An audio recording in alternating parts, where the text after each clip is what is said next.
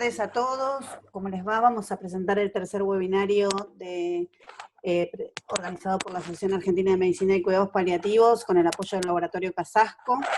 Es la primera parte de trastornos psiquiátricos, que vamos a hablar de ansiedad y depresión en cuidados paliativos.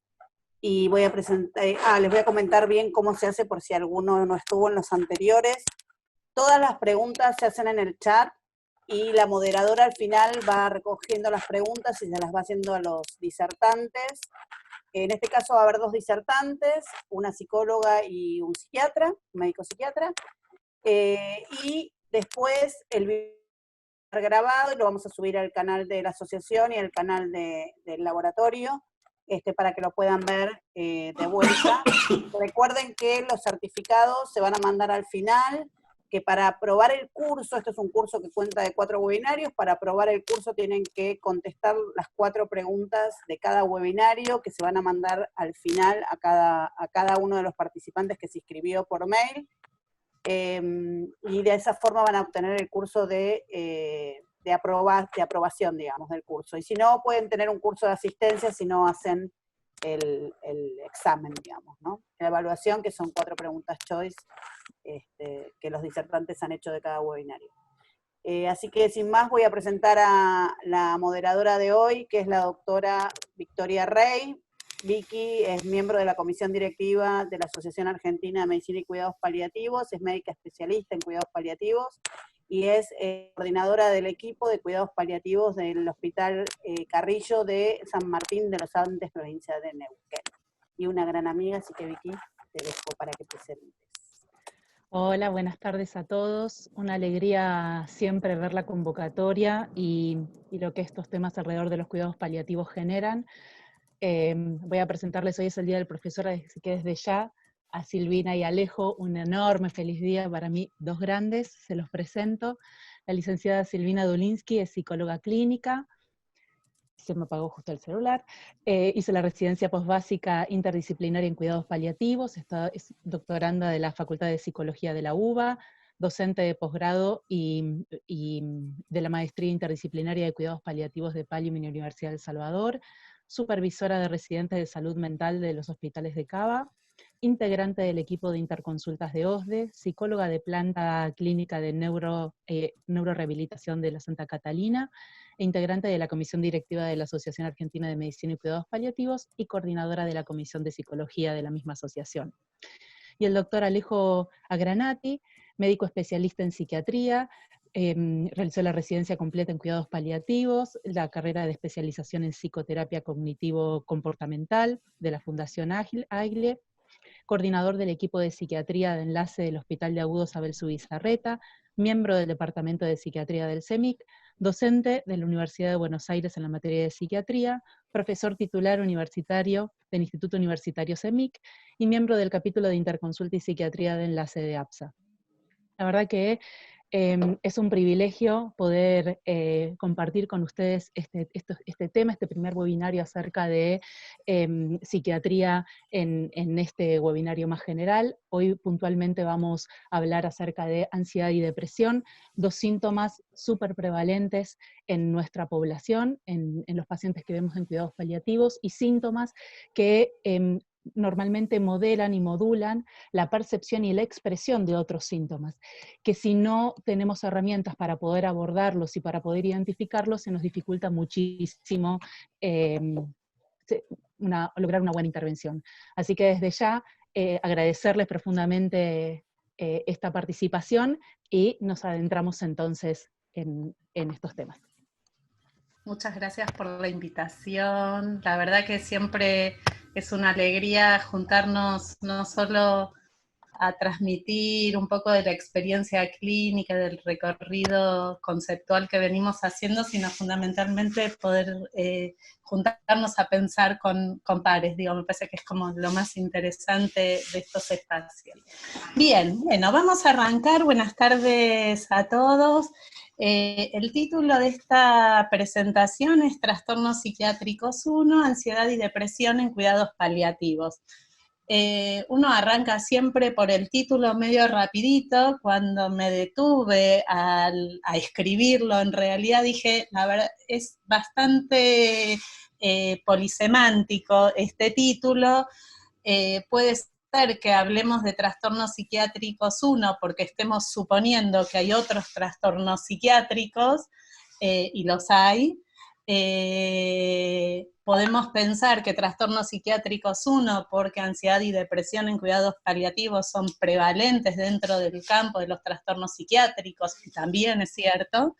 O también podemos pensar que este es el título porque lo que vamos a plantear es una introducción, un acercamiento a la temática para poder tentarlos un poquito, que ustedes quieran seguir luego profundizando, también es cierto. Bien, yo voy a hacer una introducción, voy a recorrer algunos conceptos generales respecto de esta temática, esta problemática, y Alejo en una segunda parte se va a detener más específicamente en lo que tiene que ver con diagnóstico y tratamiento psiquiátrico específicamente. Tratando de poner en contexto estos trastornos psiquiátricos, como son la depresión y ansiedad, en el contexto, decía, de la población de pacientes que nosotros asistimos, me parece que lo primero que tenemos que hacer es poder pensar estos trastornos a la luz de lo que son los cuidados paliativos. En el año 2002, la OMS reformula la definición de cuidados paliativos que había dado por primera vez en el año 90, y dice que los cuidados paliativos son el enfoque que mejora la calidad de vida de pacientes y familias que se enfrentan a problemas asociados a enfermedades amenazantes para la vida, a través fundamentalmente de la prevención y el alivio del sufrimiento, mediante la identificación temprana y evaluación del tratamiento del dolor y otros problemas asociados a estas patologías, como pueden ser problemas físicos, psicológicos, espirituales.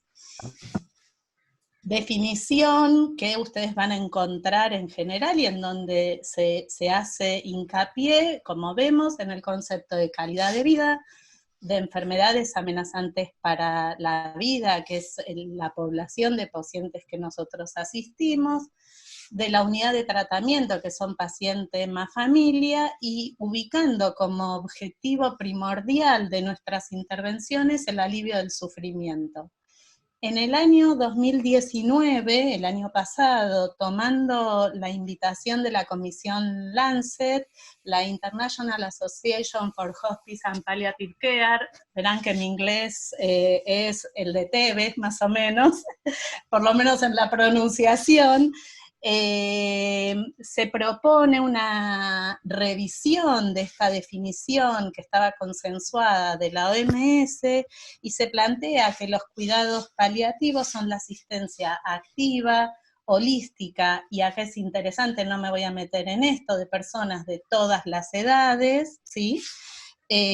Con sufrimiento severo relacionado con la salud. Fíjense que la OMS hablaba de alivio del sufrimiento, acá el sufrimiento es sufrimiento severo relacionados con problemas de la salud debidos a una enfermedad grave, y especialmente quienes están cerca del final de la vida. El objetivo, y acá sí vuelve a retomar el concepto de la OMS, es mejorar la calidad de vida de pacientes, familias. Nosotros ubicábamos esto como unidad de tratamiento en la definición de la OMS, y agrega, cosa que es muy interesante, cuidadores, ¿sí? Fíjense cómo se nos va ampliando el espectro, la mirada de a quienes tenemos que asistir en este alivio del sufrimiento.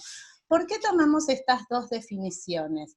En realidad, no solo porque nos interesa poner en contexto la población de pacientes y cuál es la intervención que realizamos en cuidados paliativos, sino para poner en relación depresión y ansiedad con este campo de problemas. Y una de las hipótesis que vamos a sostener es si la depresión y la ansiedad pueden ser formas específicas de manifestación del sufrimiento del que estamos hablando, tanto en la definición de la OMS como en la nueva definición del 2019.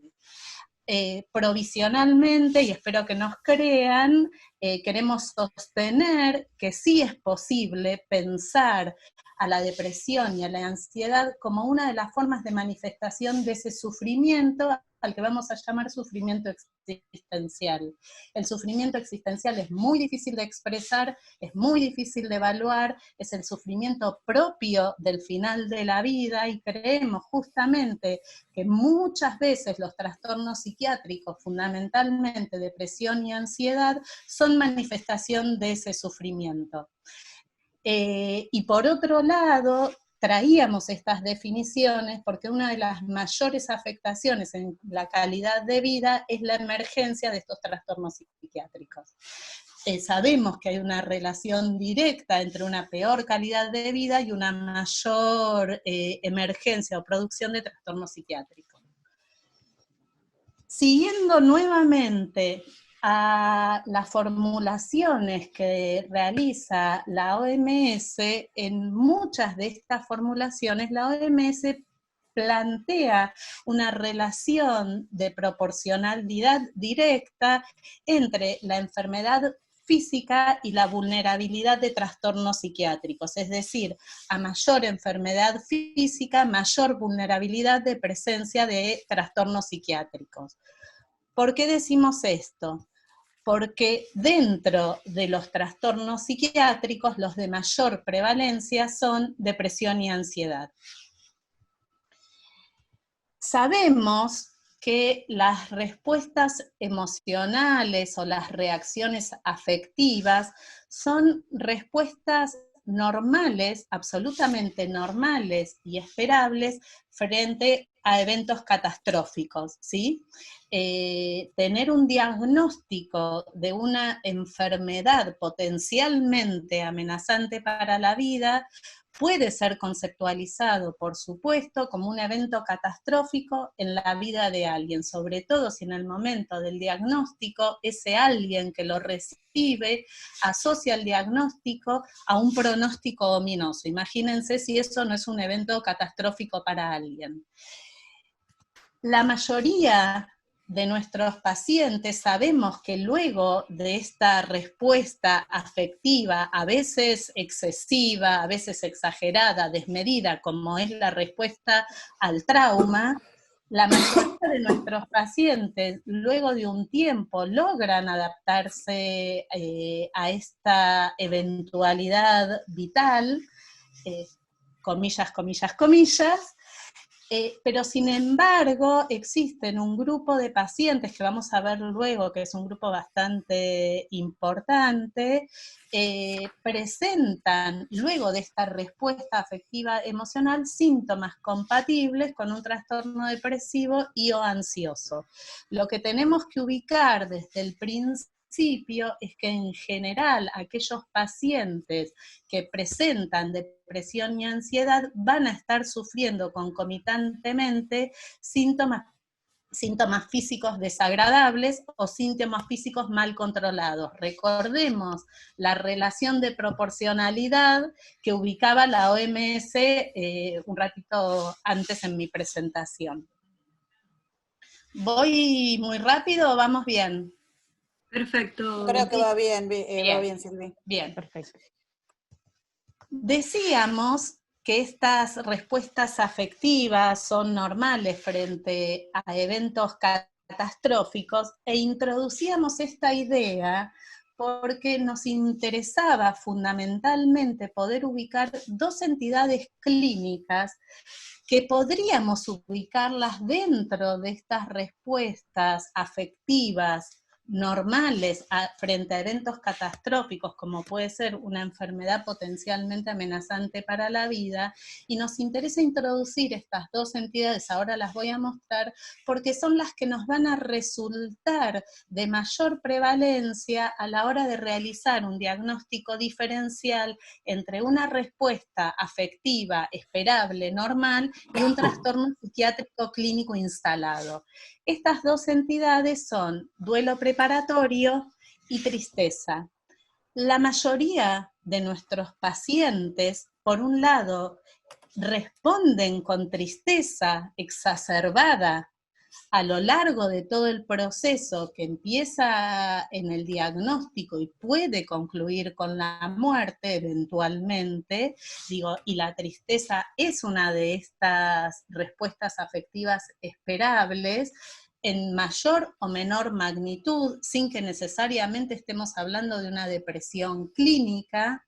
Y por otro lado, la otra entidad que nos interesa fundamentalmente revisar de cerca es lo que llamamos duelo preparatorio. Nuestros pacientes son pacientes que están permanentemente atravesando y soportando un proceso de pérdidas graduales, progresivas y muchas veces irreversibles. Cada una de estas pérdidas implica un proceso de duelo con todo lo que el duelo puede traer aparejado. Tristeza, retracción libidinal, retraimiento social. Todos estos duelos son duelos parciales preparatorios, posiblemente en su gran mayoría, para lo que puede suceder hacia el final, y que además son procesos de acomodación gradual a pérdidas progresivas que hacen también las veces de un proceso de adaptación a la enfermedad, al tratamiento y a la progresión de enfermedad en algunos casos. Decíamos al principio que la depresión y la ansiedad pueden ser una manifestación del sufrimiento. De hecho, yo estoy convencida de que lo son, que cuando uno empieza a resolver la cuestión más sintomática de estos trastornos, con lo que se encuentra es realmente con la expresión muda del sufrimiento existencial, pero también decíamos que nos preocupaban estos trastornos por la afectación que su presencia puede tener en la calidad de vida de nuestros pacientes. Y en este punto lo que intentábamos transmitir es que pueden transformarse en un problema por algunas circunstancias muy particulares. Primero, porque pacientes deprimidos y o ansiosos seguramente van a tener menos apego al tratamiento y menos adhesión a las indicaciones. Son los que prolongan las estadías hospitalarias porque muchas veces son los que obstaculizan la organización de los cuidados en domicilio. Para los familiares es muy difícil acompañar a su familiar enfermo, a su ser querido enfermo, deprimido y o ansioso en el domicilio, y en ese punto la institución de alguna manera acompaña y respalda. Reduce las oportunidades de sobrevida. Fíjense los problemas que nos trae aparejado, interfieren con el tratamiento, interfieren con la posibilidad de recuperación y fundamentalmente con la calidad de vida. No nos olvidemos que nuestras intervenciones tienen como objetivo conseguir la mejor calidad posible para cada paciente en las circunstancias propias que le toque vivir, y también el alivio del sufrimiento. En torno a la temática de la depresión y la ansiedad en cuidados paliativos, tenemos toda una serie de problemas y mitos. Los mitos en general son interesantes porque dan respuesta a las preguntas que no podemos responder, a esas preguntas difíciles que no tienen respuesta, y ese es el lugar del mito, y en ese sentido son interesantes, pero cuando los mitos se instalan como saberes consolidados, empiezan a ser un obstáculo. Es un poco lo que nos pasa en cuidados paliativos con el uso de la morfina, y el equivalente lo encontramos en el diagnóstico y tratamiento de los trastornos psiquiátricos, sobre todo de depresión y ansiedad. frente a la necesidad de realizar un diagnóstico de depresión o ansiedad, es mucho más fácil irse por la tangente y plantearle a alguien que, lejos de tener que recibir un tratamiento psicofarmacológico, psicoterapéutico específico, le conviene tomarse 3 semanas de vacaciones. Esto nos pasa a todos. Esta mitología de la que hablábamos nos pasa a todos, estamos advertidos de esto y tratamos de hacer algo diferente también. En relación a la mitología respecto de la temática, ubicamos como algunas frases que son como representativas de algunas situaciones en relación a esta mitología, como pueden ser: utilizar antidepresivos implica exponer innecesariamente al paciente a mayor toxicidad medicamentosa. Después Alejo nos va a decir que esto es mentira, seguro que nos va a convencer de lo contrario.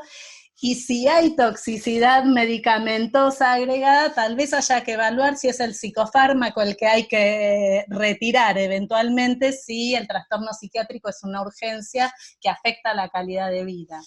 El abordaje psicológico del paciente con enfermedad avanzada es innecesario considerando el factor temporal. Si se van a morir, ¿para qué tomarse tiempo en una intervención que apunte a aliviar el sufrimiento si igual ya nos queda poco tiempo, por un lado, y por otro lado, el poco tiempo que nos queda no nos alcanza para semejante objetivo? La depresión es una reacción esperable en relación a la situación de enfermedad, y esto apunta a lo que luego vamos a llamar el proceso de naturalización de la enfermedad psiquiátrica, es decir, si se está muriendo, ¿cómo no va a estar deprimido? Y abordar síntomas depresivos implica interferir con el proceso de aceptación de la muerte. No me quiero poner maleducada, pero a uno le surgiría un improperio, sobre todo frente a esta última frase mitológica, porque nadie debería pensar que trastorno psiquiátrico es equivalente a aceptación y mucho menos a adaptación a la idea de morirse. En realidad van a ver que una de las patologías psiquiátricas con mucha prevalencia son los trastornos adaptativos. Continuando con nuestro campo de problemática y mitología, podemos parafrasear a Séneca, quien decía: no hay mucha genialidad sin un toque de locura, y parafraseándolo a Séneca podríamos decir que, sostenidos en la mitología de las frases que mencionamos anteriormente, escuchamos usualmente que se dice: no hay muerte sin un toque de depresión. Lo que uno querría justamente erradicar es que no es necesario deprimirse ni un trastorno de ansiedad para morirse. Digo, no es necesaria la depresión a la hora de la muerte. Tratando de ubicar con más detenimiento cuáles son los problemas que encontramos respecto a esta temática, encontramos que hay una gran dificultad diagnóstica, porque muchas veces nos es difícil realizar diagnóstico diferencial entre una respuesta afectiva de adaptación frente al evento catastrófico de un trastorno psiquiátrico instalado.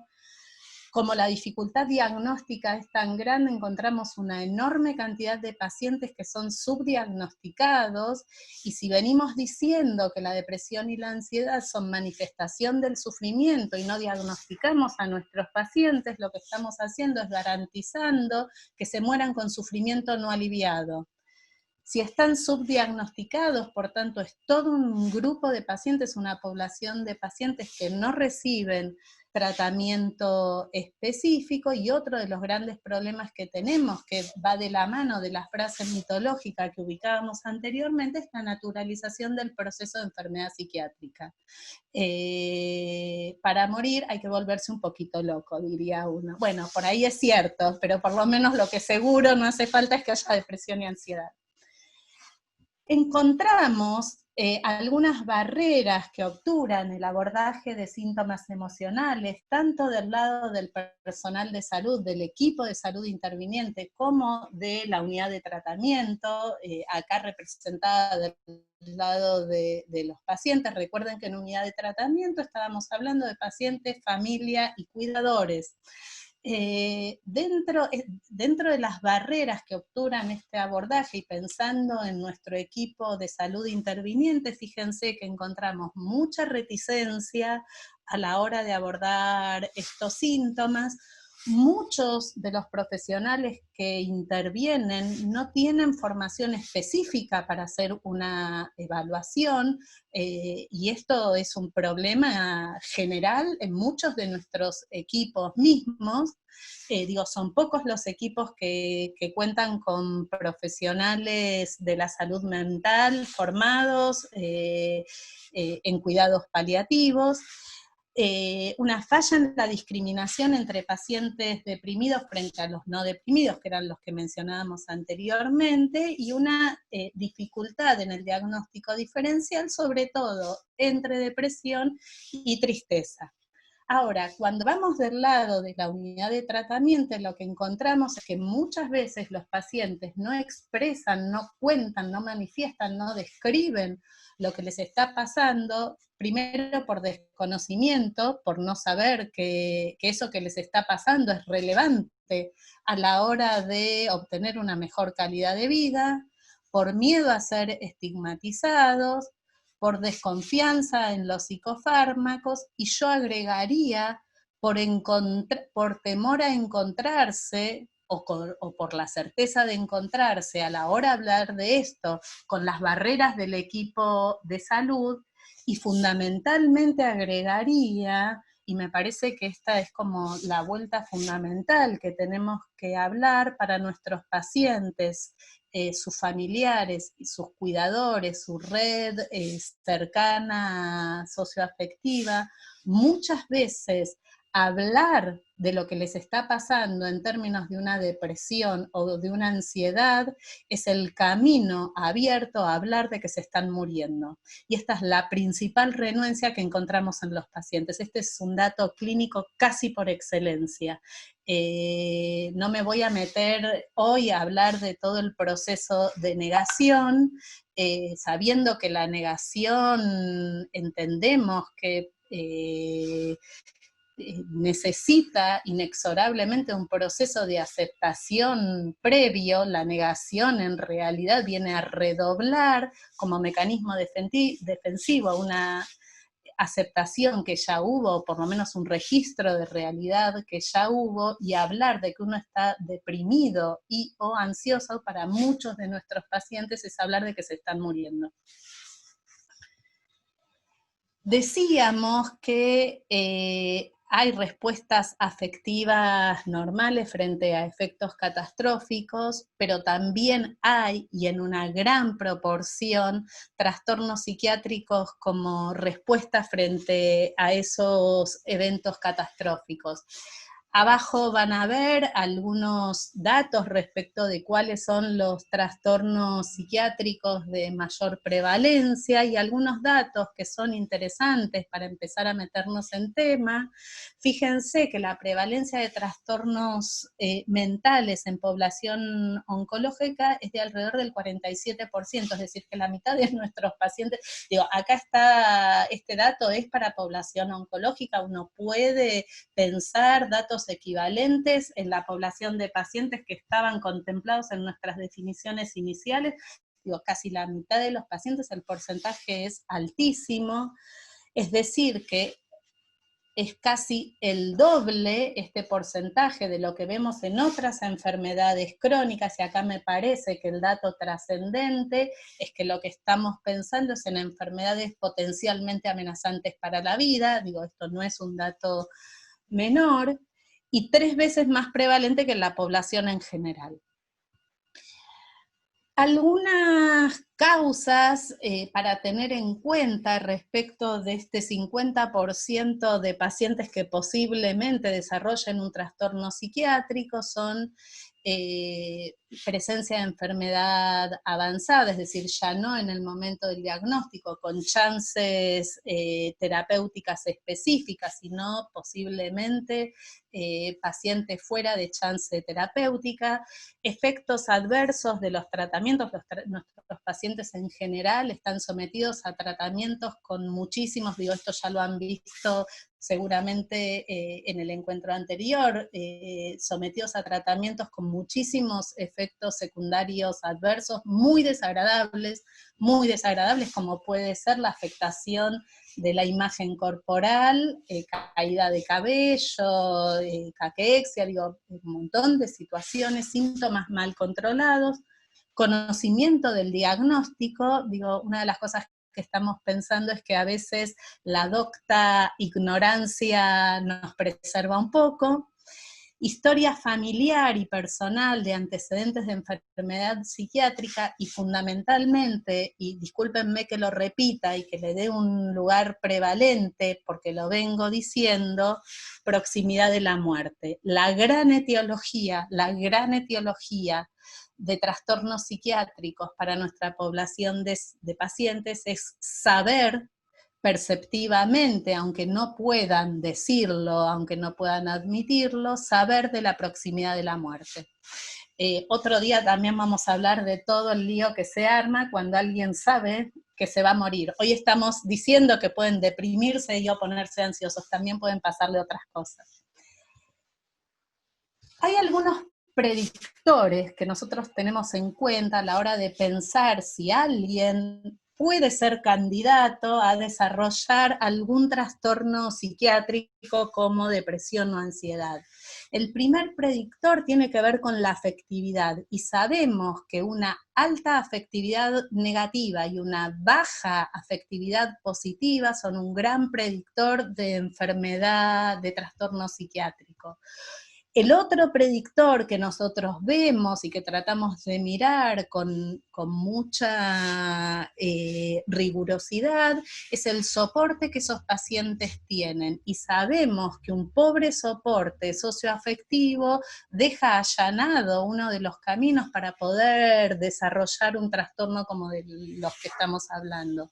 Y el tercer vector que tenemos en cuenta a la hora de pensar en los predictores tiene que ver con la enfermedad. El tiempo de evolución, la fase, después lo vamos a retomar esto, la fase de enfermedad en la que se encuentran los pacientes, cuáles son las complicaciones.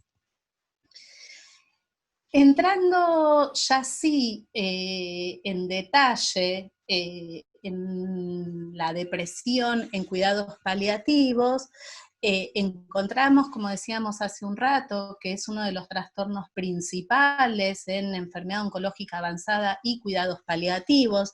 Dijimos ya que el término depresión en general es considerado de manera muy vaga y por tanto subdiagnosticado, y si es subdiagnosticado no recibe tratamiento. Hay gran desconocimiento por parte de los profesionales intervinientes en cuidados paliativos en relación a este trastorno, y uno de los grandes problemas que tenemos es que muchos de los síntomas de la depresión, muchos de los síntomas clínicos de la depresión pueden ser atribuibles también a la enfermedad o al tratamiento específico que estén recibiendo. Y acá es donde vamos a tener que hacer pie a la hora de hacer el diagnóstico de depresión en cuidados paliativos. Hay algunos factores de riesgo predisponentes a la depresión en cuidados paliativos. Un grupo fundamental de estos factores tienen que ver con la edad, adultos jóvenes, donde las metas no estén realizadas y la enfermedad, digo, la muerte siempre llega antes de tiempo y la enfermedad ni les digo. Y en pacientes jóvenes es frecuente que nosotros encontremos una queja asociada al malestar de que esta enfermedad los ha dejado sin tiempo suficiente para vivir y por tanto sin tiempo suficiente para realizar metas que se habían propuesto y no poder vivir la vida que quedaba por delante. Sobre todo, teniendo en cuenta la condición estructural de todo ser humano, es que somos inmortales hasta que la enfermedad potencialmente amenazante para la vida nos viene a traer de bruces la triste realidad de que somos 100% mortales. Bajo apoyo social era lo que decíamos anteriormente como predictores. La alta discapacidad física en general son enfermedades que en este proceso progresivo, gradual, irreversible de pérdidas, lo que van trayendo colateralmente es una mayor pérdida de la autonomía y un mayor grado de discapacidad y dolor. Hay otro grupo de factores que tienen más que ver con lesión del sistema nervioso central, trastornos neuroendocrinos, desnutrición, reacciones inmunológicas, digo, todo el campo de problemas físicos que también nos hacen muy difícil discriminar si se trata de algo propio de la enfermedad o de una depresión. Como plafón, si se quiere, de cuáles son los factores anímicos, psicoanímicos, a tener en cuenta junto con los factores predisponentes y de riesgo, encontramos los siguientes. Van a ver que son todos factores asociados al proceso de pérdida del que venimos hablando. Pérdida gradual de la autonomía y la independencia. Voy rapidito porque lo vengo diciendo esto. Pérdida gradual de los roles adquiridos a lo largo de la vida. Digo, posiblemente quien está en tiempos de muerte certera, lo que ha sentido no es solo que ha perdido el rol que tenía hasta ese momento, sino que fundamentalmente se está perdiendo a sí mismo. Y es difícil vivir una vida si uno se pierde a uno mismo. Pérdida de la integridad física y psicológica, y hablábamos del duelo preparatorio, separación de los seres queridos. Uno diría anticipación de que va a ser inexorable el proceso de despedida. Decíamos que es difícil realizar el diagnóstico de depresión porque muchos de los síntomas físicos de la depresión son compartidos con las enfermedades y los efectos de los tratamientos, anorexia, fatiga, cansancio, constipación, disminución de la libido. Díganme si acá no estoy describiendo un paciente deprimido, pero también estoy describiendo un paciente gravemente enfermo, con lo cual, ¿dónde nos vamos a sostener a la hora de hacer un diagnóstico diferencial entre un paciente enfermo y un paciente enfermo y deprimido? Y ahí, inexorablemente, en donde vamos a tener que hacer pie es en los síntomas psicológicos de la depresión más que en los síntomas físicos de la depresión. Cuando hablamos de los síntomas psicológicos, a lo que nos estamos refiriendo es, por un lado, al campo del deseo y por otro lado, al contenido de los pensamientos. Digo, y fíjense que digo, no al ritmo y al curso del pensamiento, porque puede ser que estén enlentecidos asociados a la debilidad, sino que lo que estoy diciendo es vamos a mirar el contenido de los pensamientos, porque posiblemente en un paciente deprimido, ahí encontremos la clave para hacer el diagnóstico. Y cuando hablamos del contenido del pensamiento, a lo que nos estamos refiriendo es a ideas de ruina, ideas de inutilidad, de impotencia, de desesperanza. Y cuando hablamos del campo de deseo, lo que estamos diciendo es que vamos a intentar ir atrás de un deseo de morir. Hay dentro del contenido del pensamiento ubicamos también la ideación suicida. Hay un psiquiatra canadiense que deben conocerlo, que es Chochinov, que trabaja mucho esta temática, y dice, bueno, tengamos presente de qué están hablando nuestros pacientes cuando nos manifiestan un deseo anticipado de morir. El deseo anticipado de morir puede ser la expresión de síntomas que no están controlados o pueden ser la manifestación de un trastorno depresivo. Y ahí es donde hay que hacer pie. Por último, hasta acá, no se entusiasmen, lo voy a mencionar rápido porque Alejo va a retomar ahora esto. Es necesario que podamos hacer una lectura sincrónica entre el trastorno depresivo y las fases de la enfermedad. Estas son las fases de la enfermedad: diagnóstico, etapas de tratamiento y consecuencias, recaída de la enfermedad, enfermedad avanzada, y ahí tenemos que pensar cuáles son las posibilidades o las expresiones específicas de la depresión en cada uno de estos momentos. En cuidados paliativos, yo no lo puse acá, pero tenemos un cuadro bastante tradicional de intervenciones terapéuticas que está recorrido por 3 ejes centrales. El primer eje es el de diagnóstico, el segundo eje es el de la sentencia de incurabilidad, y el tercer eje es el de la muerte. Y vamos ubicando y acomodando nuestras intervenciones paliativas a la luz de estos 3 ejes, porque a los pacientes les van pasando cosas diferentes. Uno podría decir que los pacientes se van deprimiendo de modo diferente a la luz de cada una de estas fases de la enfermedad. Muchas gracias, dejo de compartir y los dejo con Alejo. Bueno, muchas gracias Silvina, muchas gracias Victoria, muchas gracias a la asociación por invitarme a participar, así como también a todos los que están aquí presentes. Estuve ahí viendo algunas preguntas que iban haciendo y la verdad es que me parecen más que interesantes y ojalá nos dé el tiempo para poder responder algunas de ellas.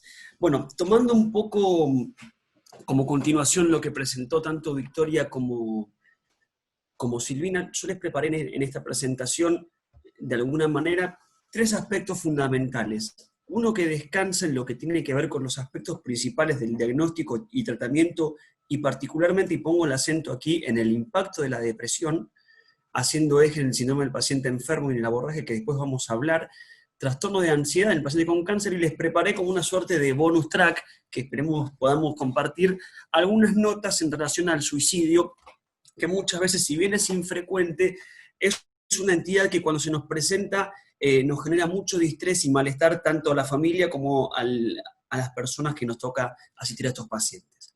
Bueno, comenzar una presentación por la negativa no suele ser lo más habitual, pero bueno, es lo que vamos a hacer ahora, ¿no? Después de lo que comentaba tanto Silvina como Victoria, nos surge la pregunta es, ¿qué pasa si de pronto no abordamos un trastorno depresivo mayor? Cuando ustedes vean aquí la presentación que dice TDM, hablo de trastorno depresivo mayor, y aquí es la primera salvedad que yo quiero hacer.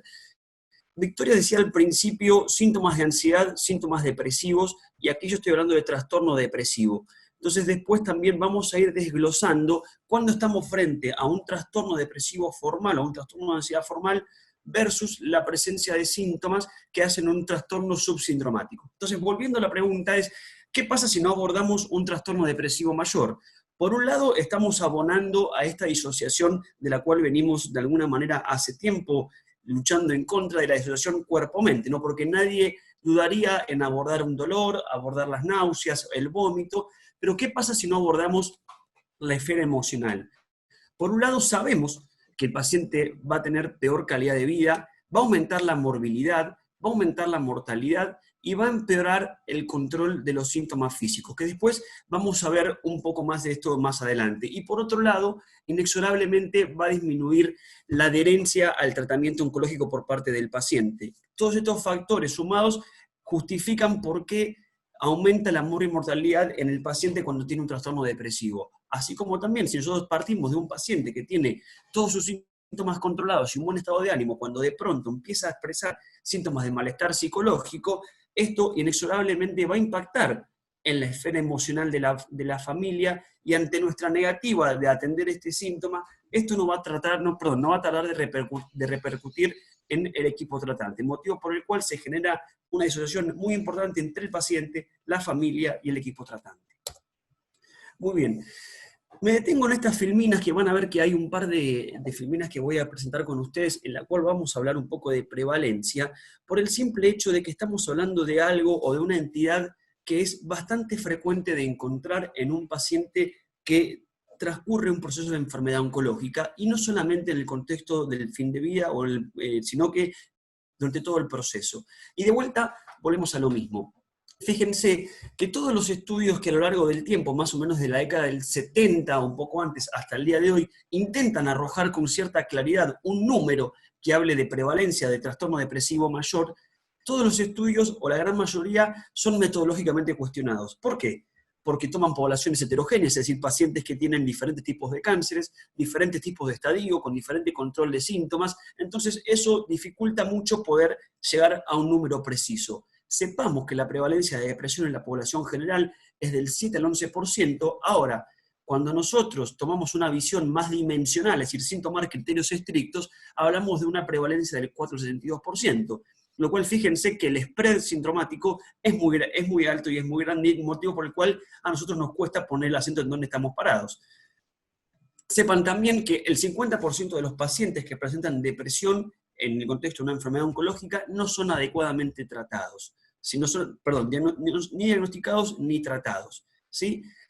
Ahora, sepamos, como decía Silvina en el comienzo, el paciente que, al margen de que tenga o no un antecedente de un trastorno depresivo, en el contexto del proceso de enfermedad oncológica, va a transcurrir por diferentes etapas que son consideradas como factores de riesgo suficientes para desencadenar de nuevo un trastorno depresivo o para que se genere una recurrencia de la enfermedad. Entre ellas son las alteraciones de la imagen corporal, alteraciones en el peso, la presencia de algún síntoma, como por ejemplo dolor crónico, alteraciones endocrinológicas, y algunos factores relacionados a la enfermedad propia, como por ejemplo la recaída o progresión de enfermedad intratratamiento, o bien cuando el paciente sale de todo tipo de tratamiento oncoespecífico, motivo por el cual no hay más chance terapéutica. Son todos estos factores que por lo general se asocian de alguna manera a la exacerbación de un trastorno depresivo mayor o a la recurrencia del mismo. Siguiendo un poco más, yo en esta presentación traté de hacer una revisión honesta de la bibliografía, es decir, que van a ver, y esto lo digo ahora porque van a ver que la información por momentos van a ver que va para un lado y después vuelve para el otro, porque van a ver que hay varias fuentes que, si bien justifican cierta intervención o ciertos datos, van a ver que otras los critican y hasta los niegan. Entonces, mi intención es compartir con ustedes la mayor cantidad de información disponible para que ustedes puedan tener información precisa a la hora de diagnosticar e intervenir.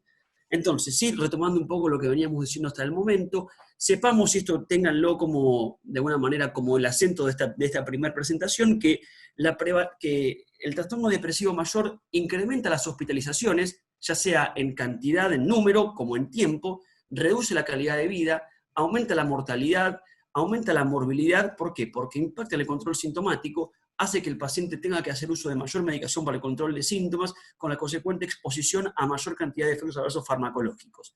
Y ahora sí, si uno tuviera que decir cuál es el número más o menos esperable en un paciente de la prevalencia de trastorno depresivo formal, criterios mayores, en un paciente con enfermedad oncológica, hablamos de entre un 10 y un 15%, un poco más, y 25% cuando la enfermedad está más avanzada, ¿sí? Si bien se hallan, o de alguna manera la depresión se asocia con todos los cánceres en general, hay algunos en particular que tienen mayor prevalencia. Primero, los tumores del sistema nervioso central, por un efecto local, ¿no? del tumor que interactúa con diferentes vías de neurotransmisión a nivel local, así como puede también producir síntomas afectivos, también puede producir sintomatología psicótica en caso que haya una afección, por ejemplo, del lóbulo temporal o de la personalidad si hay una afección del lóbulo frontal. Los tumores del tubo digestivo, poniendo el acento en los tumores de páncreas, los órganos sexuales femeninos, particularmente en mama, sistema hemático. ¿Sí? Y de vuelta, que si bien la prevalencia de depresión es más o menos del 25%, cuando uno adquiere una visión dimensional, es decir, sin poner demasiado el acento en la cantidad de criterios que el paciente tiene que tener para hablar de depresión, la prevalencia aumenta mucho más. Por eso, también, y respondiendo un poco a la pregunta que hacía Silvina, ¿por qué esta clase es de depresión y no es de prurito, por ejemplo, ¿no? Porque estamos hablando de un síntoma o de un trastorno o de un cuadro que es altamente prevalente y que condiciona negativamente la evolución del proceso de enfermedad del paciente. Bueno, Ahora sí, como yo les comentaba, acá empiezo a presentarles algunos de los datos que los estuve estudiando bastante y trato de compartirlos y explicárselos para que ustedes puedan comprenderlos. Fíjense, este es un estudio del año 2019, es decir, relativamente nuevo, publicado en la revista Molecular Psychiatry, que es una de las revistas más importantes o de mayor impacto en psiquiatría, en el cual lo que pueden ver es lo siguiente. Este es un estudio que trata de asociar cómo impacta la depresión y la ansiedad tanto en la incidencia como en la mortalidad por cáncer, ¿no? Esto es un metaanálisis de más o menos son, creo que cerca de 50 estudios. Espero que quiero encontrar mi cursor acá. Entonces, fíjense, sobre el eje de las ordenadas tenemos las asociaciones, ¿no? Hacia la derecha favorece ansiedad y depresión, hacia la izquierda no lo favorece. Entonces, fíjense que todos los pacientes con cáncer, y acá tienen, por ejemplo, cáncer de vejiga, cáncer de mama, cáncer colorectal, cáncer hematopoyético, de riñón y pulmón, que tenían síntomas de ansiedad o depresión o trastornos formales, la mortalidad estaba francamente aumentada. Hablando de vuelta de la honestidad de la revisión, fíjense que las conclusiones que hace este trabajo dice que así también pasaba, también vieron que aquellos pacientes que tenían antecedentes de ansiedad y depresión tenían mayor incidencia de cáncer, acá lo pueden ver.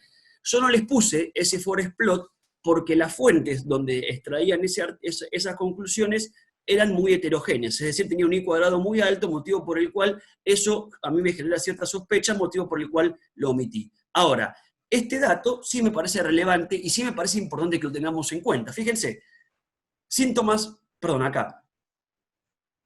La presencia de ansiedad y depresión se asocia con peor sobrevida y mayor mortalidad específica por cáncer, mientras que los síntomas, es decir, sin hablar de trastornos formales, se asocian con mayor mortalidad. Hace lo mismo, hablando de tumores en particulares, y concluye, 73% de los pacientes con depresión no reciben tratamiento efectivo para el cáncer, para la depresión. Entonces yo me pregunto, ¿de qué sirve, por ejemplo, que tratar a un paciente oncológicamente de la manera correcta si de pronto estamos descuidando un factor que sabemos que va a impactar negativamente en la evolución de la enfermedad? Lo que concluye es que los pacientes con cáncer y depresión tienen un aumento de la mortalidad en un 39%. Interesante destacar que estos números se dan más que nada en aquellos estudios que eran a un lapso menor de 10 años, ¿no? Porque los estudios se veían menor a 10 años y mayor a 10 años. Por lo general, en los estudios más cortos se veía que este dato era más sólido, aunque los de mayores a 10 años también sucedían. Ahora, surge esta pregunta y me parece elegante poder responderla. ¿Por qué el paciente con ansiedad y con depresión tiene mayor riesgo de mortalidad frente al que no lo tiene? ¿No? Entonces, de esa pregunta se desglosan las siguientes hipótesis de respuesta. Por un lado, los pacientes que están con un trastorno depresivo mayor o trastornos de ansiedad formales, por ejemplo, el trastorno de ansiedad general, presentan alteraciones endocrinológicas, entre ellas alteraciones en el normal funcionamiento del eje hipotálamo hipófiso adrenal, con el aumento de secreción de ACTH, de CRH y de cortisol, y esto podría, hipotéticamente, modificar, condicionar o modular la respuesta inmunitaria del paciente, haciéndolo más propenso al desarrollo o a la progresión de la enfermedad oncológica. Por otro lado, y acá es donde se pone interesante porque esto es algo que nos toca o nos impacta a nosotros, los efectores de salud, particularmente de salud mental, es bien sabido que el paciente que tiene un trastorno depresivo tiene mayor prevalencia de uso de tabaco, obesidad, alcoholismo, sedentarismo, mala alimentación, que son todos factores que modulan negativamente en el proceso de enfermedad. Y en relación al proceso de aceptación y adaptación a la enfermedad, se sabe que el paciente con depresión, que después lo vamos a ver en otro estudio, disminuye la adherencia más o menos en 3 veces. Sepamos que el paciente eutímico sin depresión, más o menos 80% de los pacientes adhieren de manera perfecta al tratamiento. Es muy difícil evaluar la adherencia porque hay que evaluar varios dominios, entre ellos es visitas al médico, realización de estudios, toma de medicación, etc. Pero sepan que el número es más o menos esto. Un paciente que está deprimido adhiere 3 veces peor, motivo por el cual esto de alguna manera podría justificar por qué la depresión impacta la enfermedad. ¿Sí? Y como decíamos al principio, la depresión, y respondo, espero de esta forma, una pregunta que hacía uno de los colegas, modula sobre los síntomas, entre ellos el dolor, por ejemplo, la disnea, si quieren, el motivo por el cual el paciente, para poder tener mejor control sintomático, esto hay que recurrir a un mayor uso y mayor dosis de medicación, lo cual puede predisponerlo a mayores efectos adversos, mayor prolongación de internaciones, mayor riesgo de infecciones, etcétera, etcétera, etcétera. Bueno, voy a tener un poco más rápido porque tengo miedo que no lleguemos, ¿sí? ¿Cómo se hace el diagnóstico de depresión? Por un lado, los invito a que recuerden esta frase, ¿no? De no hacer diagnósticos transversales, es decir, no hacer un diagnóstico con la foto o con la única entrevista que estamos viendo de un paciente. Acuérdense que para hablar de depresión tenemos que hablar de algunos criterios, y esta es el segundo globo, de criterios diagnósticos que tenemos que tener en cuenta en un marco de tiempo, ¿no? Para hablar de depresión. Podemos hacer uso de escalas, y después vamos a hablar un poco de eso, y cualquier cosa yo al final comparto mi mail, y ante cualquier inquietud, por favor, no duden en escribirme, y yo algunas se las puedo administrar, no, sino compartir. Obtener información por parte de la red social del paciente, ¿sí? Considerar, sí, diagnósticos diferenciales o cualquier causa que pueda estar provocando síntomas que remedien a la depresión. Hablamos de delirio hipoactivo, hablamos de neurotoxicidad por progresión local de enfermedad, o por drogas, o por lo que sea.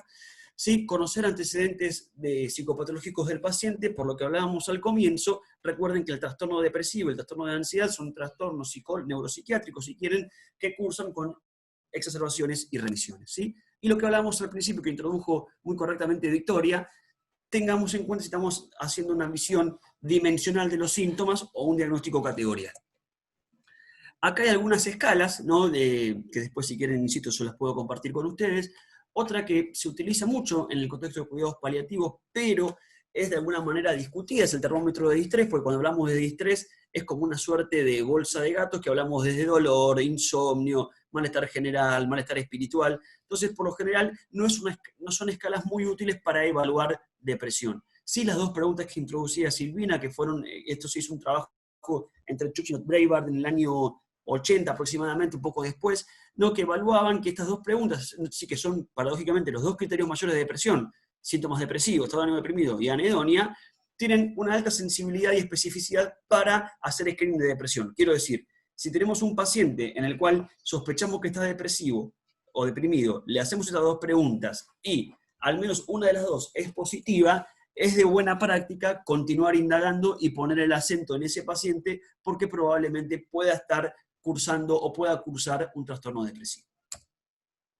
Acá están los criterios del DSM-4, DSM-5, fíjense que son, para hacer diagnóstico de depresión tenemos que tener al menos un criterio mayor, es decir, estado de ánimo deprimido casi todos los días por 15 días, y otro que es la anedonia, y al menos 5 menores. Fíjense que dentro de los menores aquí empiezan a aparecer los síntomas físicos: insomnia o hipersomnia, agitación o retraso psicomotor, fatiga o pérdida de energía, sentimiento de inutilidad, etc.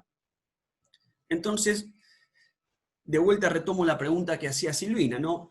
Que esto es un problema que se viene dando en lo que respecta a la psico-oncología particularmente, es ¿qué hacemos con los síntomas físicos? ¿Los consideramos o no los consideramos? Es esperable que un paciente con cáncer, con cualquier tipo de cáncer, tenga astenia, tenga fatiga, tenga alteraciones en el sueño, tenga pérdida de peso, tenga alteraciones en la orexia, tenga alteraciones cognitivas como alteraciones de concentración. Entonces, corremos un riesgo de sobrediagnosticar pacientes con depresión y cáncer, si tomamos los síntomas físicos, pero corremos de alguna manera el riesgo de dejar por fuera, es decir, de no tomar pacientes si no consideramos los síntomas físicos. Hoy por hoy, lo que se propone, la bibliografía más actualizada, propone poner el acento a la hora de diagnosticar depresión en cáncer en los criterios mayores: estado de ánimo deprimido, anedonia, y reformular los síntomas físicos en relación a cómo impactan en el paciente. En el año 80 y pico, 83 creo, Jane Endicott, que es una psiquiatra norteamericana, propone que los criterios del DSM-3, DSM-4, no son apropiados para diagnosticar depresión en cáncer. Entonces lo que hace es proponer una suerte de criterios, que se llaman criterios de Endicott, que lo que hacen es reformulan los síntomas somáticos o corporales a la hora de diagnosticar depresión. Fíjense que los criterios mayores siguen estando, y agrega apariencia depresiva, aislamiento social o reducción de la expresión verbal, agitación o enlentecimiento psicomotor cada día, melancolismo, autocompasión o pesimismo, sentimientos de inutilidad, baja reactividad, pensamientos de muerte, ruina o ideación suicida. ¿Sí? Les recuerdo, esto es una propuesta, no es que hoy por hoy sean criterios validados para diagnosticar depresión en un paciente con cáncer. No, pero a veces uno los puede considerar cuando de pronto tiene cierta dificultad a la hora de diagnosticar. Bien, ahora sí, cuando nosotros sospechamos que tenemos frente a nosotros un paciente que probablemente o que puede estar dentro del espectro depresivo, ¿a qué factores debemos prestar atención a la hora de construir un diagnóstico? Uno tiene que ver, acá creo que dice la edad, justo no puedo ver porque me tapa la pantalla, creo que es la edad, antecedentes, factores relacionados a la red social, dolor, género, rasgos de personalidad, factores relacionados a la enfermedad y nivel de funcionalidad. A continuación vamos a hablar de esto, ¿sí? Lo voy a tratar de pasar rápido porque quizás no es lo que más me interesa que ustedes se lleven. ¿Sí? Del género sepan que por lo general, en la población general, la depresión es más prevalente en mujeres con una prevalencia prácticamente 2-1, ¿no? Mujer versus hombre. Sin embargo, en la población oncológica, algunos estudios de vuelta han mostrado que esta tendencia se sostiene, otros han mostrado que no, motivo por el cual hoy por hoy no hay una diferencia significativa que uno puede decir sí o sí la depresión es más prevalente en mujeres que en hombres. En relación a la edad, en relación a la edad, sí sabemos que por lo general la depresión es un trastorno, la depresión monopolar suele debutar a los 30 años más o menos, mientras que aquellas depresiones que debutan a edades más tempranas, uno debe sospechar que están en el contexto de una enfermedad bipolar. Ahora, si bien lo que sí se sabe es que pacientes jóvenes, a pesar de no tener la prevalencia, no caer dentro de ese rasgo de prevalencia de depresión, muchas veces presentan trastornos depresivos mayor por cómo la enfermedad oncológica impacta en su guión personal. Piensen que pacientes jóvenes que diagnostican una enfermedad oncológica van a ver su guión personal obturado al no poder, por ejemplo, terminar una carrera académica, no conseguir un trabajo o de alguna manera verse amenazados por ello. Como decíamos al comienzo, la depresión es un trastorno crónico y recurrente y que muchas veces, como decíamos al comienzo, todos los factores relacionados a la enfermedad son factores predictivos para que el paciente pueda tener un nuevo episodio. Y en relación a la funcionalidad, y esto me parece sumamente importante, más que nada para pensar en un trabajo interdisciplinario considerando a terapistas ocupacionales particularmente, se sabe que la intensidad de los trastornos depresivos, incluso tiene cierta correlación con la ideación suicida, se asocia cuando el paciente pierde mayor funcionalidad. Por eso es tan importante intervenir precozmente, bregando porque el paciente no pierda funcionalidad, tanto en las actividades básicas de la vida diaria, instrumentales, en la esfera laboral, social, relacional, etc. Y en relación a la red de soporte, sí es importante saber que por lo general la red de soporte funciona como una suerte de buffer o de amortiguador de la emocionalidad del paciente. Se ha visto puntualmente en el paciente oncológico que mayor red de soporte, sí, la intensidad y la duración de los episodios son menos intensas o más cortas. Sin embargo, uno cuando evalúa la red de soporte tiene que poner atención a varias entidades. Primero la estructura de la red, es decir, el número de los efectores, y si hay algún miembro de la red vulnerable, porque nunca falta cuando uno en una unidad de tratamiento, por ejemplo, que uno dice, bueno, mire que ya dijo el papá que si se muere el hijo, él se mata, entonces muchas veces esto termina impactando negativamente en el ánimo y la ansiedad del paciente. Y por supuesto, cuando uno ve un miembro vulnerable, trabajar con este miembro para poder facilitar el apoyo y el apoyo social percibido por parte del paciente. Después, quédense con este dato que yo les voy a introducir ahora, que después lo vamos a retomar si nos da el tiempo para más adelante, que la red de soporte funciona como un factor vicariante, es decir, por un lado funciona como un factor de protección, pero por otro lado puede ser considerado un factor amenazante para el paciente. Bueno, trato de ir adivinando porque tengo la pantalla llena de imágenes que me van apareciendo. ¿Sí? Sepan que la asociación entre dolor y depresión es ampliamente reconocida. Fíjense, estos son trabajos más viejitos, ¿no? que muestran que la prevalencia de depresión es 2 a 4 veces más frecuente en aquellos pacientes con dolor e intensidad severa. Otros trabajos muestran que el 50% de los pacientes oncológicos con depresión y ansiedad referían dolor moderado versus el que no lo presentaba. Como decía Silvina al comienzo, el dolor o cualquier síntoma no controlado, más que nada el dolor puntualmente, se asocia con aumento de pedidos de eutanasia o de muerte por adelantado y con suicidio. Ahora bien, fíjense esto. Una nueva corriente empieza a plantear que tanto el dolor como la depresión, hablo del trastorno depresivo, son dos entidades sindromáticamente emparentadas. Fíjense algo, un paciente con dolor es esperable que tenga alteraciones en el sueño, que sienta debilidad, que se fatigue, que tenga malestar general, que tenga el estado de ánimo deprimido, así como también sucede con el paciente depresivo. Fíjense que son muchos de los síntomas somáticos de la depresión. Curiosamente, pacientes con depresión tienen el umbral de percepción del dolor disminuido, y pacientes con dolor, por lo general, como decíamos al comienzo, tienen mayor prevalencia de depresión. Entonces, hay que empezar, me parece interesante poder pensarlo de esta manera. ¿Se acuerdan que yo les contaba que estos estudios son un poco más viejos? Acá encontré un estudio más nuevo, año 2018, publicado en 2019, en prevalencia de cáncer, de depresión en cáncer en pacientes de bajo ingreso socioeconómico, y lo que termina por demostrar es prácticamente lo mismo, ¿no? Que la prevalencia de depresión, trastorno, fue de 16,5% más o menos, mientras que el síntoma es 17,5%, pero fíjense que la prevalencia de dolor fue casi del 70%, ¿no? Entonces, de vuelta lo mismo, ¿no? Que la prevalencia del dolor en pacientes con depresión es 4 veces, más o menos, que es lo mismo que se descubrió o de alguna manera se publicó hace más de 30 años. Y acá vamos entrando un poco a uno de los temas que a mí me resultan de lo más interesante, que tiene que ver con particularidades de los cánceres en particular. ¿Sí? ¿Se acuerdan que habíamos hablado que los cánceres del sistema nervioso central, por su mera invasión al sistema nervioso central, se asocian con síntomas y trastornos depresivos, mientras que muchos tumores se asocian a depresión y ansiedad sin tener un compromiso local, ¿no?, del sistema nervioso central? Y la pregunta que uno puede pensar es, ¿por qué pasa eso? Bueno, uno de los cánceres más estudiados en este dominio es lo que sucede con el cáncer de páncreas, que es uno de los cánceres que mayor prevalencia tiene de trastornos depresivos. Interesantemente, al menos para mí, los síntomas afectivos suelen preceder al diagnóstico de la enfermedad oncológica entre 6 meses y 1 año. Ahora, ¿por qué sucede esto? Estudios relativamente nuevos empiezan a plantear que esto sería consecuencia de un proceso de neuroinflamación, ¿sí? Los tumores, esto se empezó a estudiar a partir del cáncer de páncreas, pero se replicó en otros más. Los tumores liberan algunas citoquinas, es decir, agentes proinflamatorios, que si bien muchas veces no atraviesan la barrera hematoencefálica, hay algunas estructuras que son permeables, y esto producirían, de alguna manera, un efecto en la neuroglía que produciría el aumento de secreción de algunas interleuquinas inflamatorias, interleuquina 1, interleuquina 6 y factor de necrosis tumoral alfa. Espero que me puedan entender un poco lo que estoy hablando. Si voy muy rápido, que alguien me lo anuncie.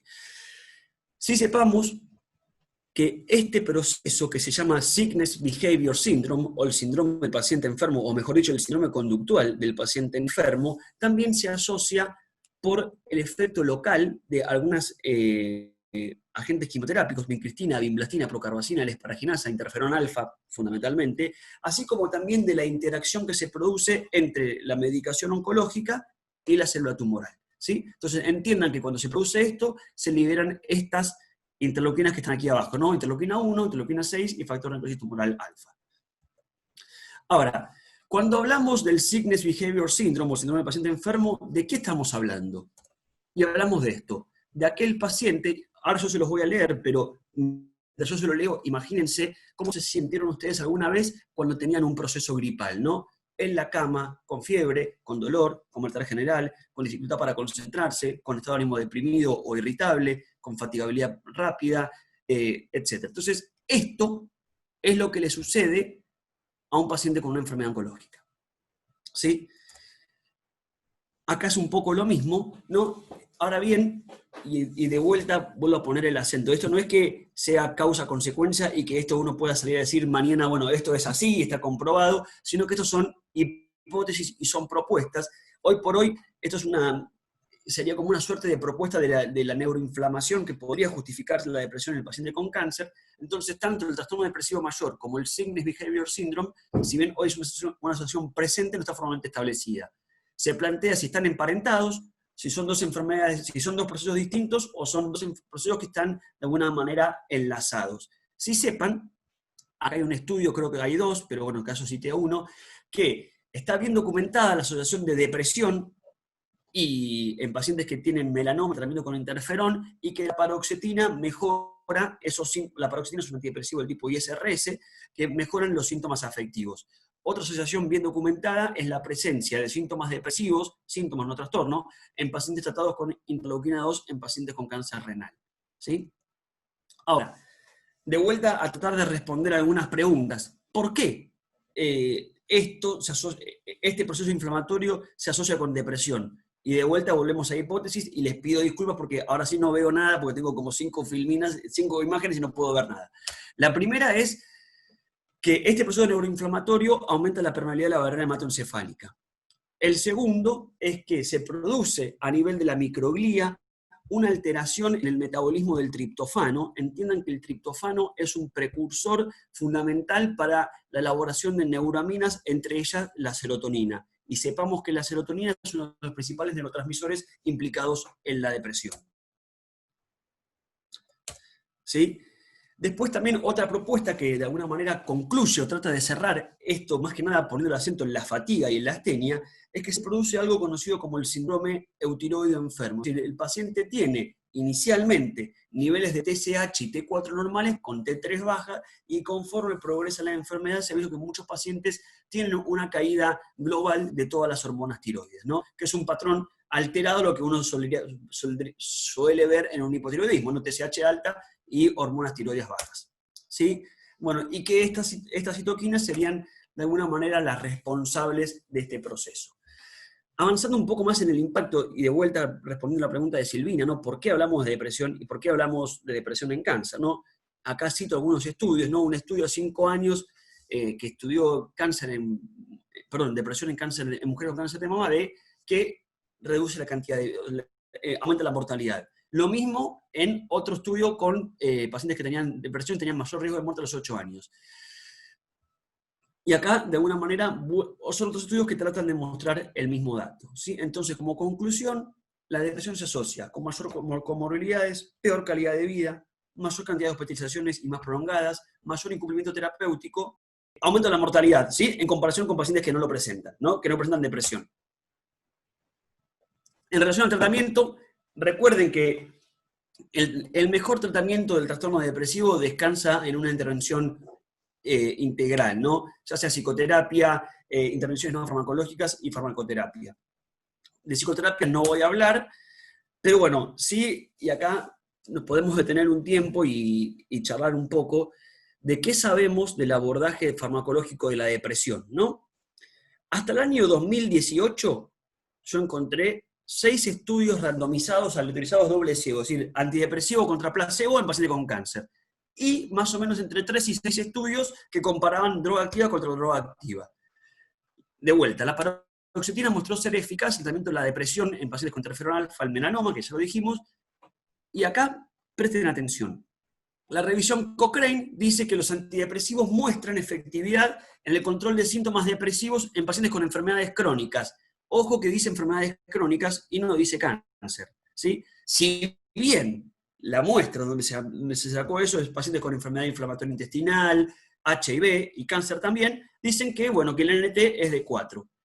Acuérdense por qué les digo esto, porque después los vamos a retomar después. Los tricíclicos serían más eficaces que los ISRS, sin embargo son peor tolerados, y fíjense cómo, de vuelta a lo que yo les planteaba, por eso mi intención es hacer una revisión honesta, un estudio ya dice que es limitada la evidencia en relación a antidepresivos y cáncer. Entonces, uno está de alguna manera y dice, bueno, ¿qué hacemos? Esto es toda la gran mayoría, tal vez hay algunos antidepresivos nuevos, o sea, hablo de la vortioxetina y la vilazodona, son todos los antidepresivos que por lo general uno cuenta, ¿no? Los inhibidores selectivos de la recaptación de serotonina, citalopram, fluoxetina, fluoxamina, paroxetina, sertralina, duales, duloxetina, venlafaxina, desvenlafaxina, agrego, bupropión, que lo tomo acá como otros, mirtazapina y otros más. Y los tricíclicos y los IMAO. Acuérdense que en la Argentina tenemos clonimipramina, nortriptilina y amitriptilina.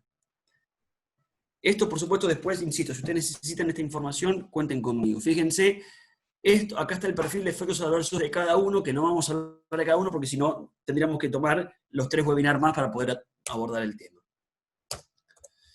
Ahora, fíjense este metaanálisis, 2014. Lo que dice el metaanálisis, honestamente, dice, bueno, los estudios que son antidepresivos contra antidepresivos no los vamos a metaanalizar. nos vamos a tomar el tiempo de metaanalizar aquellos estudios que son antidepresivo contra placebo, en pacientes con cáncer, ¿no? A 4 semanas, 7 semanas, 5 semanas, 12 semanas, 6 y 5 meses. Fíjense, lo que yo les puse una carita azul al lado son los que mostraron que el antidepresivo mostró ser eficaz en el control de síntomas depresivos. Hablo de síntomas porque cada uno utiliza otros criterios. Por ejemplo, utiliza los criterios de la escala Zoom, otros entrevista diagnóstica, otros la escala Hatch. Entonces, los que tienen positivo es que el antidepresivo mostró ser eficaz en el placebo en el control de síntomas. Los que tienen la X es que no. Y este que tiene una pregunta, a priori mostraba ser positivo y después cuando de repente se corrige por un método matemático que yo no conozco, muestra que la positividad es significativamente estadísticamente significativa. Vamos al forest plot. Entonces fíjense, estos son todos los estudios, ¿no? Los cuadrados más grandes, bueno, no tengo que explicárselos, pero a veces quizás haya un colega que no esté acostumbrado a manejar estos estudios, hablan de la mayor cantidad muestral, y fíjense que el del lado de las ordenadas, este es el promedio, los antidepresivos parecen ser eficaces en el control de la depresión. Ahora fíjense, pacientes con depresión y cáncer tienen 56% más de posibilidad de mejorar los síntomas si toman antidepresivos versus si no los toman. El estudio dice, está todo muy bien, pero parten de muestras muy heterogéneas, un I cuadrado de 70, por lo que dicen que esa heterogeneidad parte de este estudio. Lo sacan, baja la heterogeneidad y el resultado sigue siendo positivo. Entonces, por motivo por el cual corrigen y dice que con las correcciones realizadas, los antidepresivos son eficaces en comparación al placebo en el tratamiento del cáncer, de la depresión por cáncer. ¿Bien? Concluye que de la depresión es una patología prevalente y que impacta la morbilidad y la mortalidad de los pacientes con diagnóstico de cáncer. Conforme a los resultados, los antidepresivos son eficaces en lo que respecta al abordaje y síntomas depresivos en esta población. Destaca un dato que van a ver que se va a replicar en varios estudios, que la mianserina, cuando hablo de mianserina, piensen en un análogo muy parecido, una molécula muy parecida a la mirtazapina. En Argentina tenemos mianserina bajo el nombre del Eribón comercial. Resulta ser más eficaz que los ISRS en el control de la depresión, pero la evidencia no es estadísticamente significativa para recomendar mianserina sobre ISRS. Dice que los antidepresivos son bien tolerados y que persiste dificultad de diagnosticar depresión en pacientes con cáncer por la presencia de síntomas físicos, ¿no? Entonces, concluye que los antidepresivos, según este metaanálisis, sería una herramienta útil en el abordaje de los síntomas depresivos. Un año después, otro metaanálisis, voy a ir más rápido porque lamentablemente no vamos a llegar, concluye lo mismo, ¿no? De vuelta, que los ISRS son eficaces, y vuelve a poner el acento en qué pasa con la mianserina y la mirtazapina, y propone que se sigan haciendo estudios para poder ver cuál es esa relación causal de por qué dar mirtazapina. Revisión Cochrane 2018. Toma todos los estudios que citamos a continuación, y empieza diciendo, ¿no?, que de pronto hay una alta prevalencia de depresión y cáncer, propone un abordaje integral de vuelta, ¿no?, desde lo social, desde lo biológico y lo psicológico, destaca que la mianserina impresiona ser más eficaz y que el uso pero concluye esto, que los antidepresivos en el uso de cáncer es controvertido. Y acá me atrevo a decir que la controversión que ellos plantean radica en que hay muy pocos estudios y que muchos son heterogéneos. Sin embargo, dice, considerar lo que pasa en la población general con los antidepresivos, es que los antidepresivos en la población general con depresión funcionan, y vuelve a citar la revisión que hicieron años anteriores, en la cual dicen, miren que en los pacientes con enfermedades crónicas los antidepresivos funcionan. De vuelta al forest plot, yo no lo veo, espero que ustedes sí, fíjense, esta es la asociación que favorece a los antidepresivos, pero fíjense como el rombo toca el eje de las ordenadas, la asociación estadística es débil. Bueno, avanzando un poco más, cuando uno tenga que pensar en un antidepresivo, hay dos, al menos esta interacción me gustaría que no la olviden nunca, no, que es la que se da entre el tamoxifeno y algunos antidepresivos. Sepan que el tamoxifeno es una prodroga que se transforma en endoxifeno, ¿no?, en el hígado a través del citocromo P450. ¿Sí? Y sepamos que el tamoxifeno es una medicación que se utiliza en mujeres con cáncer de mama, receptor estrogénico positivo, ¿no?, que lo que hace es protege, o sea, bloquea el receptor a nivel mamario y no lo hace a nivel uterino y a nivel óseo. ¿Sí? Lo que se ha visto es que hay un grupo de mujeres que son homocigota positiva para el metabolizador débil, que cuando fueron tratadas con inhibidores de este citocromo, aumentó la recurrencia de enfermedad. Algo parecido sucede con el irinotecan, que es una medicación que se transforma a una medicación activa a través del mismo citocromo, y cuando este citocromo está bloqueado, aumentan los efectos adversos, particularmente gastrointestinales. ¿Cuáles son los principales agentes antidepresivos que interfieren en el normal metabolismo citocromal? Acá se los puse. Recuerden estos, más que nada: fluvoxamina, fluoxetina, paroxetina, amitriptilina, duloxetina, ibupropión. Si uno tuviera que recomendar o pensar, yo me quedaría con estos: citalopram, escitalopram, desvenlafaxina y venlafaxina, ¿sí? Y mirtazapina. Insisto, si ustedes consideran que es de vuestro interés alguna información, no tengo ningún problema en compartirla después, o después arreglamos cómo se los hago llegar. Otra gran pregunta que a veces uno suele hacerse es cuando uno tiene un paciente con marcada fatiga y con marcada astenia, y que muchas veces es un síntoma que es resistente al uso de antidepresivos, ¿con qué abordarla? Un metaanálisis de 2 estudios concluye que el metilfenidato es útil para el abordaje de la fatiga, ¿sí? Lo que sí, estar atentos a los efectos adversos que pueden venir: agitación, insomnio, disminución del umbral convulsivo, etc. También hay trabajos con el modafinilo, ¿sí? Que también son estudios controlados que han mostrado ser eficaces en el abordaje de la fatiga. Bueno, llegando al segundo segmento de la presentación, pongo esto porque me parece que puede ser relevante para su práctica profesional, y a mí también es un tema que siempre me despertó interés, ¿no? Unas pequeñas notas en relación al suicidio, ¿sí? Sepamos que el suicidio es una construcción semántica latina que es sui, a sí mismo, y caedere, matarse a sí mismo, así que tiene que haber una conducta autolesiva, una muerte por daños infligida con la intención de querer matarse. La prevalencia de suicidios es más o menos esta, es 10 cada 7 por cada 100.000, es relativamente baja, pero las tentativas son muy altas.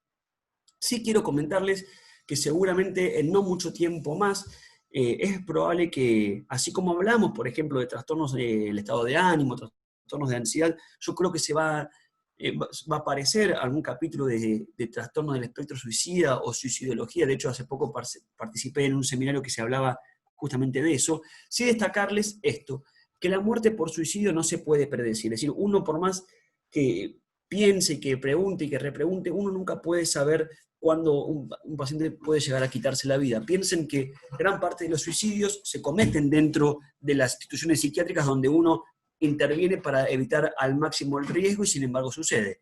Sí deben evaluarse algunos factores de riesgo de forma periódica. Entonces, si hay que evaluarse factores de riesgo, uno debería introducir cuáles son.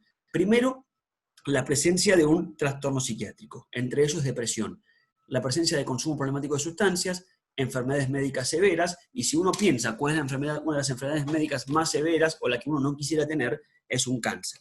Si sepan que el antecedente de una conducta suicida previa es un riesgo importante y que aumenta el riesgo de cometer suicidio. Bueno, y acá sí quiero que nos detengamos un segundo, y vuelvo a pedir perdón por la falta de tiempo. Este es un estudio que a mí me parece muy interesante, es el que está acá arriba a vuestra derecha, ¿no? Que lo que muestra es, lo que busca es la prevalencia de suicidio en Estados Unidos y en Australia en un lapso de tiempo. Este es un estudio que se hizo en Estados Unidos, pero que replicó una muestra de Australia. Entonces, fíjense que en esta revisión hecha en Estados Unidos, lo que se ve, y fíjense lo que les voy a decir ahora, al menos que me pareció muy interesante, es que la única enfermedad médica que se asoció a suicidio es el cáncer. Sin embargo, y acá les pido que pongan el ojo o hagan foco, esto es el riesgo, fíjense que la depresión, trastorno o trastorno de ánimo y esquizofrenia, todo aquel valor que es mayor a 1 habla de una asociación positiva, tenía más riesgo, y fíjense que dentro de todas las enfermedades somáticas, ninguna tiene un valor mayor a 1, salvo el cáncer, ¿sí? Entonces, para que tengamos en cuenta que cuando tenemos un paciente, que ya dijimos al principio, que el riesgo de depresión es más alto, que si hay síntomas no controlados, si tiene antecedentes depresivos, si consume sustancias, tengamos en cuenta que ese paciente quizás tenemos que estar más atentos o tener esta variable en nuestra mente. Entonces, de vuelta, cáncer fue la única enfermedad que fue asociada con suicidio en Estados Unidos Acuérdense que este estudio replica un estudio australiano que había concluido lo mismo. ¿Sí? Y que por lo general la asociación entre suicidio y cáncer estaba asociada más que nada al mal control del dolor y al antecedente psiquiátrico preexistente. Bueno, un poco más y les prometo no atormentarlos más. Este es mi estudio preferido en lo que habla de suicidio y cáncer. Fíjense, este es un estudio hecho en Noruega durante 40 años, desde el año 1960 hasta el año 2000. Parece ser que en Noruega todos los centros de asistencia en salud son públicos, motivo por el cual tienen una base de datos impresionantes. Lo que hizo este estudio es, vio cuántos pacientes de cáncer asistió durante 40 años prácticamente y cuántos tuvieron suicidio o qué pasaba con el suicidio en particular. Voy directamente a los datos, así no los abrumo. Fíjense que los hombres tenían 55% de posibilidades de cometer suicidio que la población general y las mujeres de 35%. Entonces fíjense, de todos los suicidios que se cometieron en Noruega, que fueron más o menos 589, fíjense, esta es la tasa de suicidio, 1,48, fíjense que el riesgo es mayor en hombres que en mujeres. Ahora fíjense otra cosa, y acá de vuelta para ver cómo intervenir con nuestros pacientes.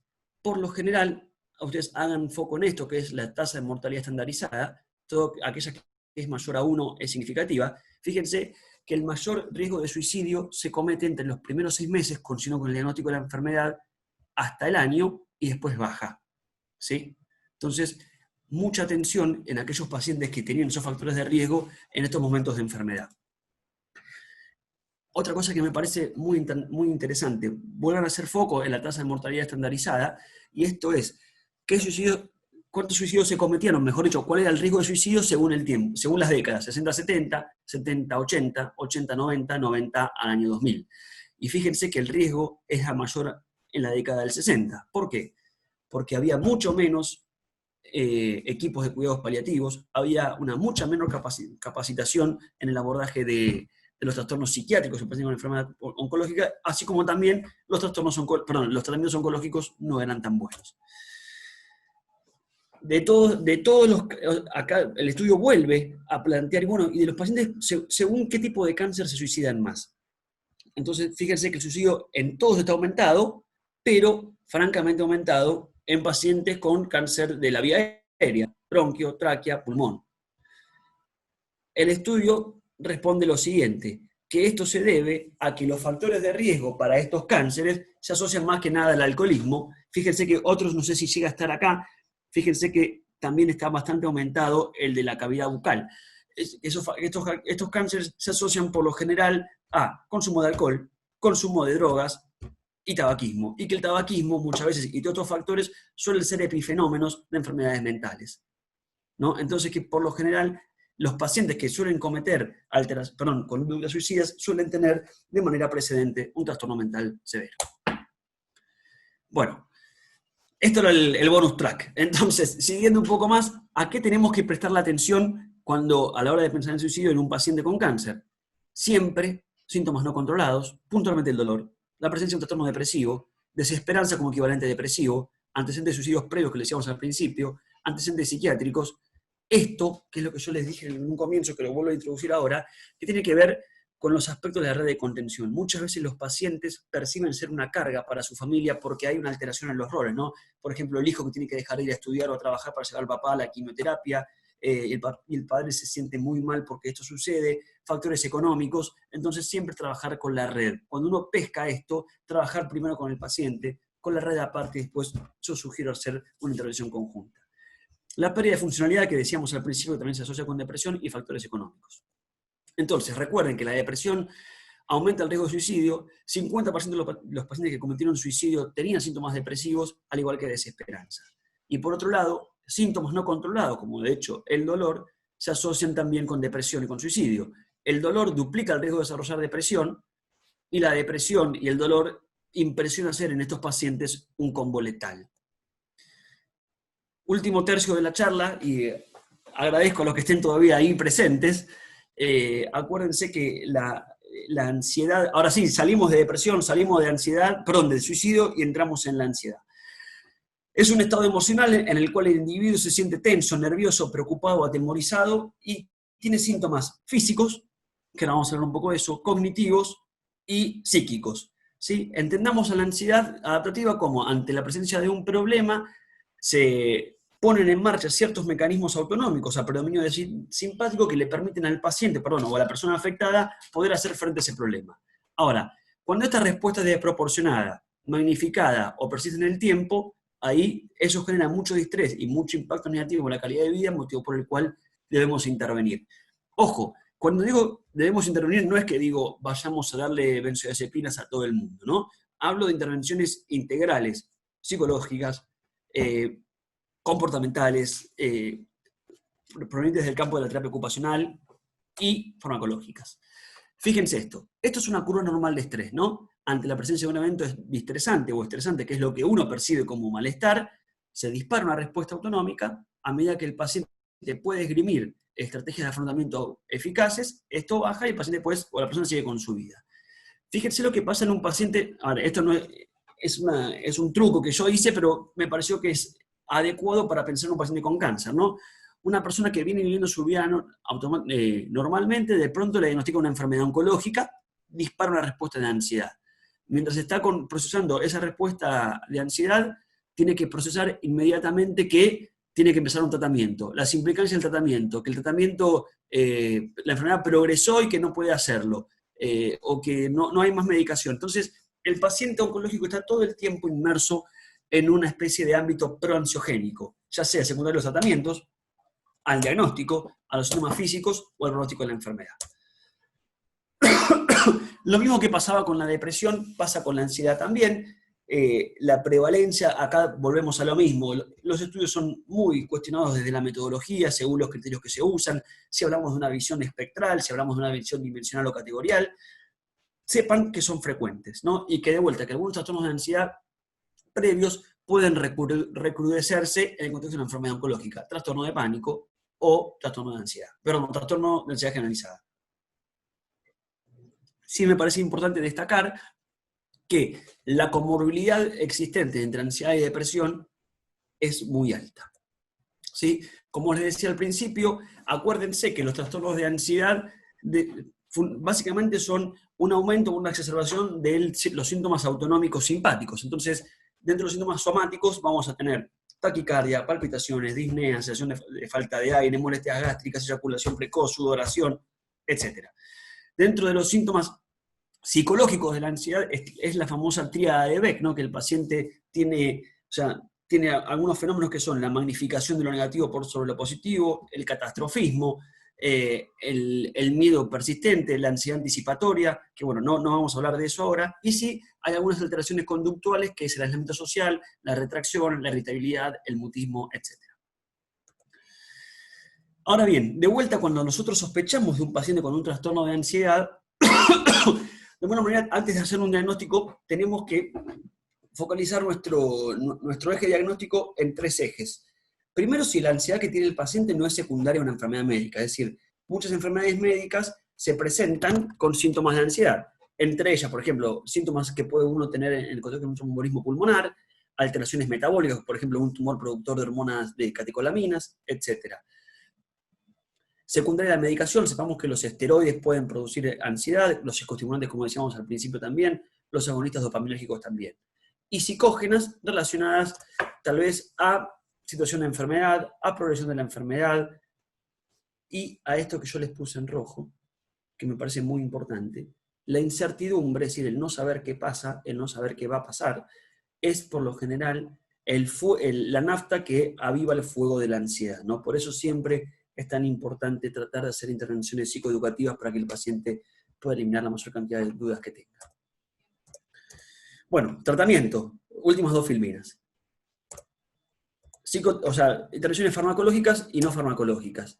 Dentro de las intervenciones farmacológicas, de las más prevalentes, las más conocidas de hace mucho tiempo y las más prescritas, son las benzodiazepinas. Dentro de las benzodiazepinas tenemos un gran grupo de medicaciones, lorazepam, alprazolam, clonazepam, diazepam, etc. Sepan que por lo general las benzodiazepinas se prescriben por corto plazo, es decir, de 4 a 8 semanas, por el riesgo de dependencia y tolerancia, así como también efectos adversos inmediatos que pueden suceder, como son la ataxia, la disartria, alteraciones cognitivas, aumentar el riesgo de caídas, que por eso también hablamos de por qué aumenta la morbilidad y la ansiedad. Bueno, acá tenemos parte de la justificación, y son facilitadoras de delirium, más que nada, y de síntomas paradojales en pacientes adultos mayores o en aquellos pacientes chiquitos, ¿no? E infantes. Acá les pongo algunas características de las benzodiazepinas, ¿no? Acuérdense que hay algunas que tienen duración, según la duración de acción, según la vida media, según el inicio de acción. Recuerden que el diazepam es la que inicia su acción más rápida, porque es la más liposoluble, pero es la más sedativa. El clonazepam tiene una vida media muy alta, 30 horas más o menos, es la más ansiolítica, es la de mayor potencia. Sí, nota aparte, si lo pueden ver en rojo, y si no saco esto para que lo vean, consideren que no todos los pacientes pueden tomar benzodiazepinas. Por ejemplo, hay algunas contraindicaciones formales, pacientes con miastenia, pacientes con insuficiencia pulmonar. Entonces, en ese caso donde puede haber síntomas de ansiedad, y acuérdense que la disnea es uno de los principales síntomas somáticos de ansiedad, considerar antipsicóticos atípicos como la quetiapina para el abordaje de ese síntoma, o pregabalina. Perdón. Bueno, entonces dentro del arsenal, si queremos, de medicación para el abordaje de la ansiedad, tenemos los antidepresivos del tipo ISRS, los antidepresivos duales, perdónenme por la extensión, discúlpenme chicos, la trazodona, la mirtazapina, antipsicóticos de segunda generación como la quetiapina, la buspirona y la pregabalina, que tiene primer nivel de recomendación por la FDA para el abordaje del trastorno de ansiedad general. Dentro de intervenciones psicoterapéuticas no voy a entrar, y ahora sí, el final. Quisiera compartir con ustedes como una suerte de cierre para abordar los principales dominios de esta presentación. Primero, bueno, no puedo verlos, espero que lo puedan ver ustedes, que los trastornos psiquiátricos son muy prevalentes en el paciente con enfermedad oncológica. Diferenciar, como decía Silvina al comienzo, tristeza de depresión, o cuando estamos frente a un paciente con una reacción normal o esperable versus depresión o trastorno, que tanto la depresión como la ansiedad son uno de los trastornos más prevalentes en el paciente oncológico, que los cuadros se pueden presentar como síntomas persistentes o como cuadros formales, que la ansiedad y la depresión impactan negativamente en la calidad de vida, en el control de síntomas del paciente y la familia, que la depresión y la ansiedad aumentan la mortalidad de los pacientes. ¿Sí? Cuando vayamos a hacer diagnóstico de estos trastornos, considerar aspectos farmacológicos, biológicos del paciente y psicológicos del paciente y antecedentes. ¿Sí? Siempre, por lo que hablábamos de cómo aumenta la mortalidad, hacer un abordaje precoz e integral, ¿sí? La comorbilidad que existe entre estos trastornos, y bueno, y considerar siempre, cuando vayamos a hacer un abordaje psicofarmacológico, considerar aspectos propios del paciente, como hablábamos recién, no le vamos a dar una benzodiazepina a un paciente con miastenia, o con un paciente con insuficiencia respiratoria, o lo mismo a la hora de elegir un fármaco. Y algo que parece totalmente redundante, pero me parece que es lo más importante de esta presentación, es trabajar en equipo, ¿no? A veces uno esto lo da por alto, pero qué importante es lo que hace cada uno desde su perspectiva y todos juntos después en el abordaje tanto de un paciente como de una familia. Bueno chicos, gracias por la espera y perdónenme la extensión. Muchas gracias. Cualquier cosa, acá está mi mail y de Silvina, que con gusto vamos a compartir preguntas o artículos, lo que ustedes requieran. Bueno, ante todo, gracias a ambos. Está lleno el chat de felicitaciones, de la descripción de lo clara y lo útiles que han sido ambas charlas. Hay un montón de preguntas. Algunas han sido contestadas en el transcurso, creo que de la charla de Alejo, y otras las vamos haciendo. Alejandro pregunta cómo diagnostican depresión en pediatría, sobre todo entre los 5 y los 12 años, y cuándo y qué estrategias serían las más adecuadas. No sé si ustedes tienen experiencia en este grupo etario. El que quiera. La verdad, yo no tengo experiencia en clínica con niños y me parece que por una cuestión de especificidad y respeto hacia esa población de pacientes, creo que sería como mucho más honesto que lo conteste alguien que tiene experiencia clínica en trabajo en cuidados paliativos pediátricos. No sé, Alejo, si vos... No, yo la verdad que lamentablemente tampoco sé, pero porque me ha tocado eventualmente asistir a una paciente, yo solamente sé las contraindicaciones y las limitaciones, ¿no? El hecho de que hay los antidepresivos para tanto el abordaje de ansiedad y depresión en los adolescentes, más que nada están en un black box por el riesgo de aumentar el riesgo de suicidalidad, pero lamentablemente yo no sabría, no podía responder esta pregunta. Gracias. Ale, ¿podrías dejar de compartir pantalla? Así nos vemos todos. Sí. Sí, denme un segundo, Sí. Tal vez, perdón, Vicky, tal vez para quien preguntó, quien hizo esta pregunta, sí podemos contactarlos con quien pueda responderla. Digo, eso por ahí es interesante. Dale, Ale Alasia, así que ahí después lo ponemos en contacto. Dale. Acá hay una pregunta que quizás fue contestada en el transcurso de la charla, pero me parece que vale la pena reforzarla. Preguntan, ¿entonces todo paciente con una enfermedad avanzada debería tener tratamiento antidepresivo?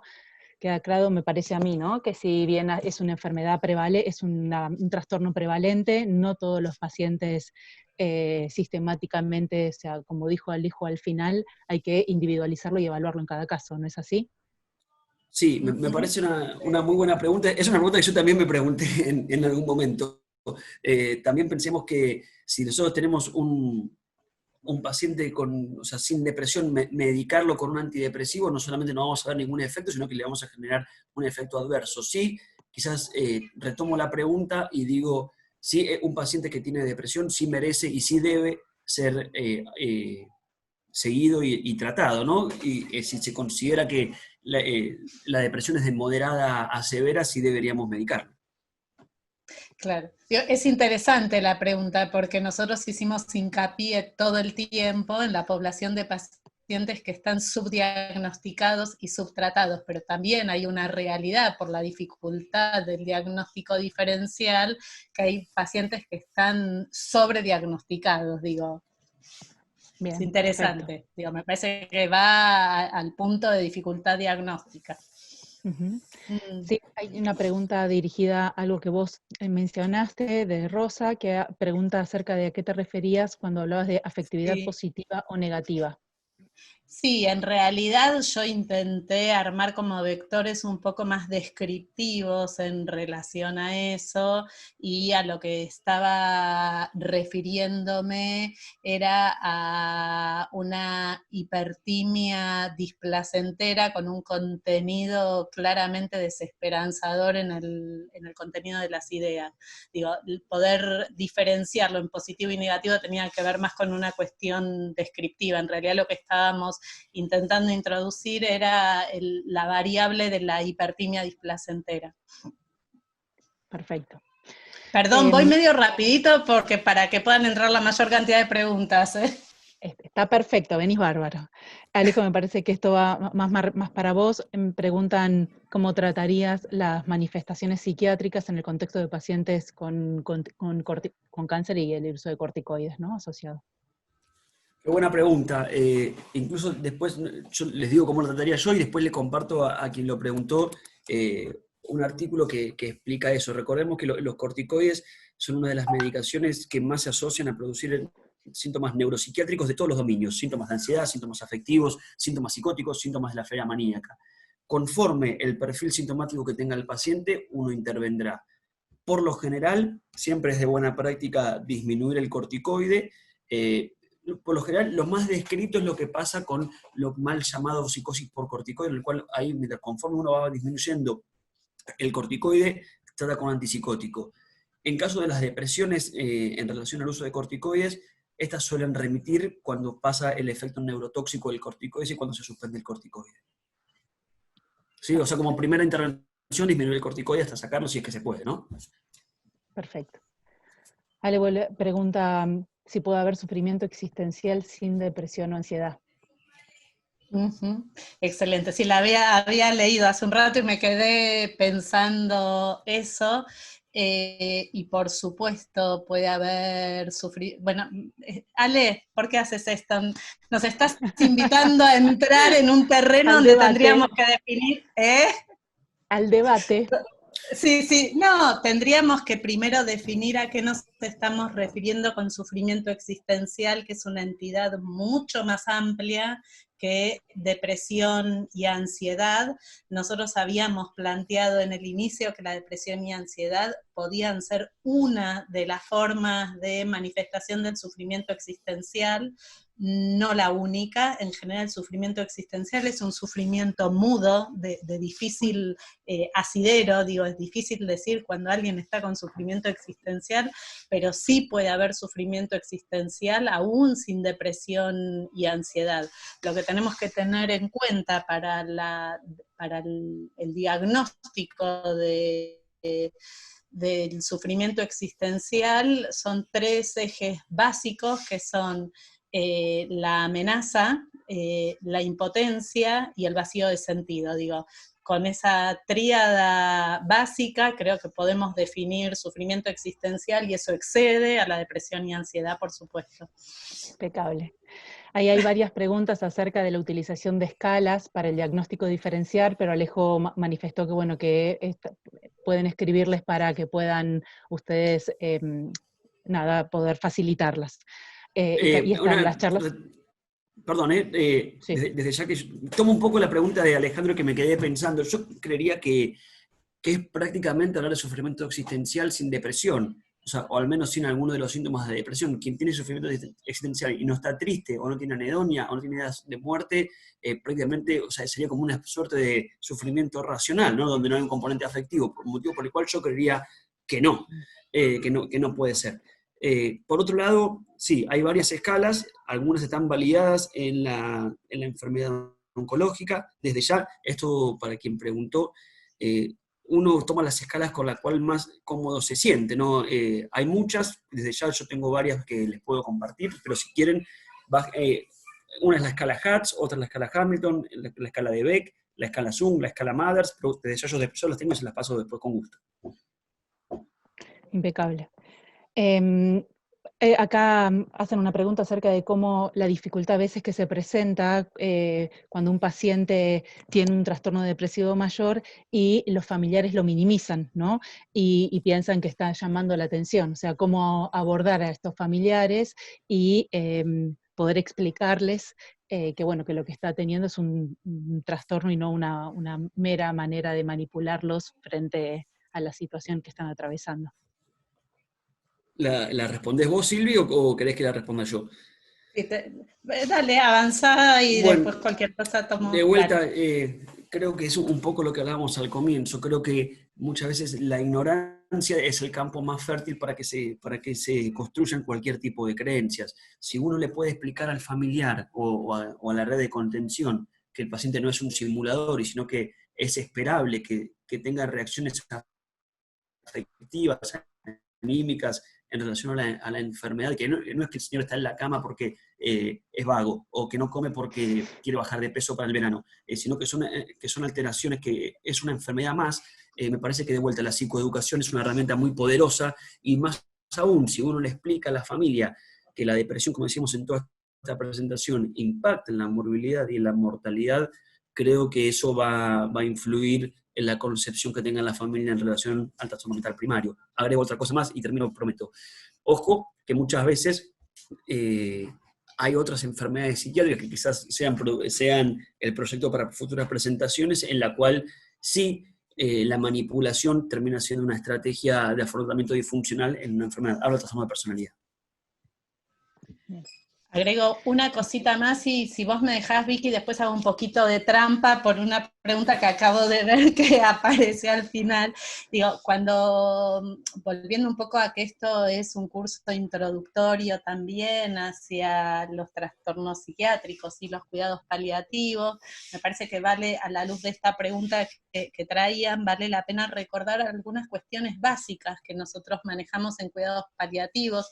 Hay una tríada conceptual que orienta un poco nuestras intervenciones, que es control de síntomas, trabajo en equipo y soporte psicosocial y espiritual. Hay un cuarto concepto que une estos otros 3, que es la comunicación. Nosotros intentamos en los abordajes que hacemos acompañar un proceso de comunicación y acompañamiento con los pacientes y las familias, en donde intentamos, a veces no nos sale, llegamos a estas situaciones de un paciente deprimido y un familiar que que se obstina en un capricho, digo, tratamos desde el principio, basándonos en un proceso comunicacional, de ir como acompañando, contando, explicando, introduciendo cuáles son las variables que están observando, que están viviendo, y poder ir explicándolas para no llegar a una situación así.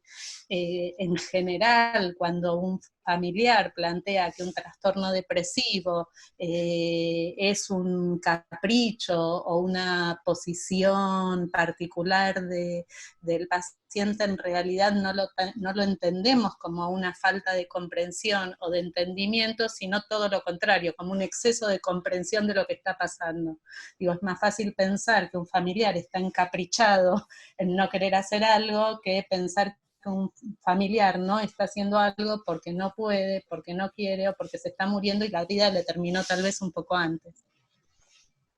La trampa era... Muy claro. Perdón, Celi Berenguer había preguntado, y esta era mi trampa, retomando la pregunta por el sufrimiento existencial, si pensando que el sufrimiento existencial es depresión, si el sufrimiento existencial se medica con psicofármacos. No sé, Alejo, ¿qué pensás? Yo, en relación a lo que vengo planteando, diría que no. Yo diría que no sé. No, ¿ven? Esto es lo interesante del trabajo interdisciplinario. Porque de repente me remito a dos cosas. Primero, sufrimiento habla de la peor situación psicológica que puede estar un paciente, o una persona, mejor dicho. Entonces, si uno sabe que puede aliviar con alguna, en caso que tenga síntomas depresivos, si uno sabe que puede aliviar un síntoma tan aprensivo como ese, yo no lo dudaría. Ahora, la otra pregunta que subcinta es pensar de vuelta en un sentido continuum, ¿no? O sea, inicialmente yo me tomaría mi tiempo y evaluar al paciente cómo va progresando a la hora de ver si requiere una medicación o no. Esto es en vivo y en directo. Grayuri también, todo un privilegio, Lili Gra, ahí nos dejó una reflexión acerca del el sufrimiento existencial en este subgrupo tan importante de pacientes jóvenes, ¿no? Donde se dificulta mucho más el abordaje y donde la sedación a veces llega en pos de esto, ¿no? De no poder tratar el sufrimiento existencial o abordar de distintas maneras el sufrimiento existencial, no por falta de expertise, sino por la dificultad que conlleva este subgrupo particular de pacientes, ¿no? Por otro lado, que hay tantas preguntas que estoy tratando de... hay una que quiero adelantar por cualquier cosa, preguntan ya casi en las últimas, si era válido el uso de 2 antidepresivos concomitantes, por ejemplo, amitriptilina como ayudante para el dolor, más sertralina para la ansiedad y la depresión. Alejo. También, muy buena pregunta. Entiendo que han tenido una presentación previa de tratamiento adyuvante. Sí, recordemos que el efecto analgésico de los antidepresivos, tanto de los tricíclicos como los duales, descansa en el mecanismo de bloqueo de la recaptación de serotonina o la adrenalina. La realidad es que uno debería pensar la prescripción farmacológica estratégicamente, cuanto menos es mejor, en el sentido que si yo a un paciente le doy amitriptilina y sertralina, por ejemplo, estoy haciendo dos cosas. Primero, aumentando el riesgo de un síndrome serotoninérgico, y segundo, quizás exponiéndolo a mayor toxicidad farmacológica. Tal vez en ese contexto, desde mi punto de vista, sea más útil optimizar la dosis del antidepresivo tricíclico, ¿no? Sabiendo que aumento de dosis no pierde el efecto para el abordaje del dolor neuropático y gana el efecto antidepresivo, o bien quizás rotarlo a otro antidepresivo dual, llámese desvenlafaxina, llámese venlafaxina o duloxetina. Pero yo trataría de no hacer un efecto aditivo de medicación. Perfecto. Sandra pregunta en relación, cuando hablabas de los tumores neuroendocrinos, si espérate que me la paso acá, si en los tumores neuroendocrinos, como en el páncreas, aparecen los síntomas depresivos meses antes, y si de acuerdo a las drogas que mencionaste, los citostáticos serían pacientes con leucemias los más sintomáticos, los que más síntomas depresivos presenten, en relación a esto que a vos hablabas de la citoquina. Sí, de hecho, en una de las presentaciones que que mostré al comienzo, uno de los cánceres que mayores prevalencia de síntomas depresivos tienen son los tumores hematopoyéticos o de la serie blanca, sí, uno podría pensar que sí. Vuelvo a proponer lo mismo, estos son hipótesis que de alguna manera tienen todo un trasfondo biológico y de alguna manera explicativo. Antes se creía, ¿no?, que la depresión y el cáncer era meramente una reacción psicológica, y de alguna manera esto lo que trata de explicar es que hay un correlato biológico que descansa por sobre esa asociación. Pero sí, los tumores linfáticos sí, también se asocian a depresión. Bueno, chicos, nos quedan 2 minutos. Una de las últimas, y yo tengo más preguntas. ¿Existe alguna tabla equianalgésica de antidepresivos para la plebe en general que podamos utilizar cuando tenemos que hacer alguna modificación? Excelente pregunta, excelente. La realidad es que no. Y agrego algo más. No hay ningún antidepresivo que sea mejor que otro. Es decir, no es que uno dice, bueno, no, la verdad que empiezo con un dual, llámese venlafaxina, porque es más fuerte que la sertralina. No lo hay. Sí hay rangos terapéuticos para cada antidepresivo, ¿no? Por ejemplo, la sertralina es de 50 a 200 miligramos, el citalopram de 10 a 20, pero de vuelta, como decía la revisión Cochrane, la elección del antidepresivo debe descansar en el perfil farmacológico, perdón, en las características clínicas del paciente, en las interacciones farmacológicas y en el perfil, y también el costo económico y la disponibilidad. Sí, agrego, y tal vez de vuelta puede ser tema para próximas presentaciones, hay algunas estrategias de potenciación antidepresiva ante el fracaso terapéutico, pero lo dejo planteado para otra presentación. Les dije que trastornos psiquiátricos 1 era polisemántico. Lo cierto es que necesitaríamos otro. Chicos, han quedado preguntas, van a quedar en el chat, eventualmente podemos ir contestándolas, se me ocurre por mail, si así pudiéramos, porque la verdad es que se nos ha acabado el tiempo.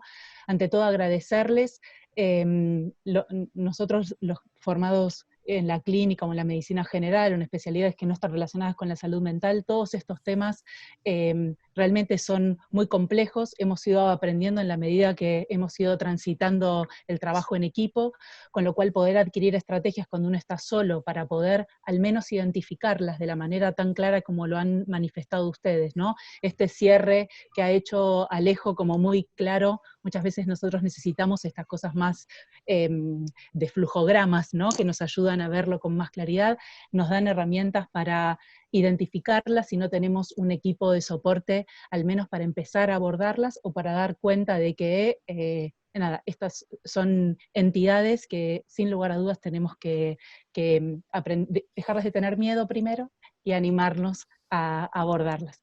Así que desde ya les agradezco profundamente. Antes de cerrar, los invito a todos los que no sean socios a asociarse a la asociación. En nuestra página van a poder ver información que la verdad que está muy buena, que nos ayuda en pos de todo esto. Así que los invito a participar el próximo jueves del último webinario de esta serie. Les agradecemos a todos, a los casi 100, en un momento casi llegamos a los 200, se ha hecho largo, así que ahora estamos un poco menos, pero les agradezco a los 120 y tantos que todavía nosotros tenemos acá. Que tengan una hermosa noche.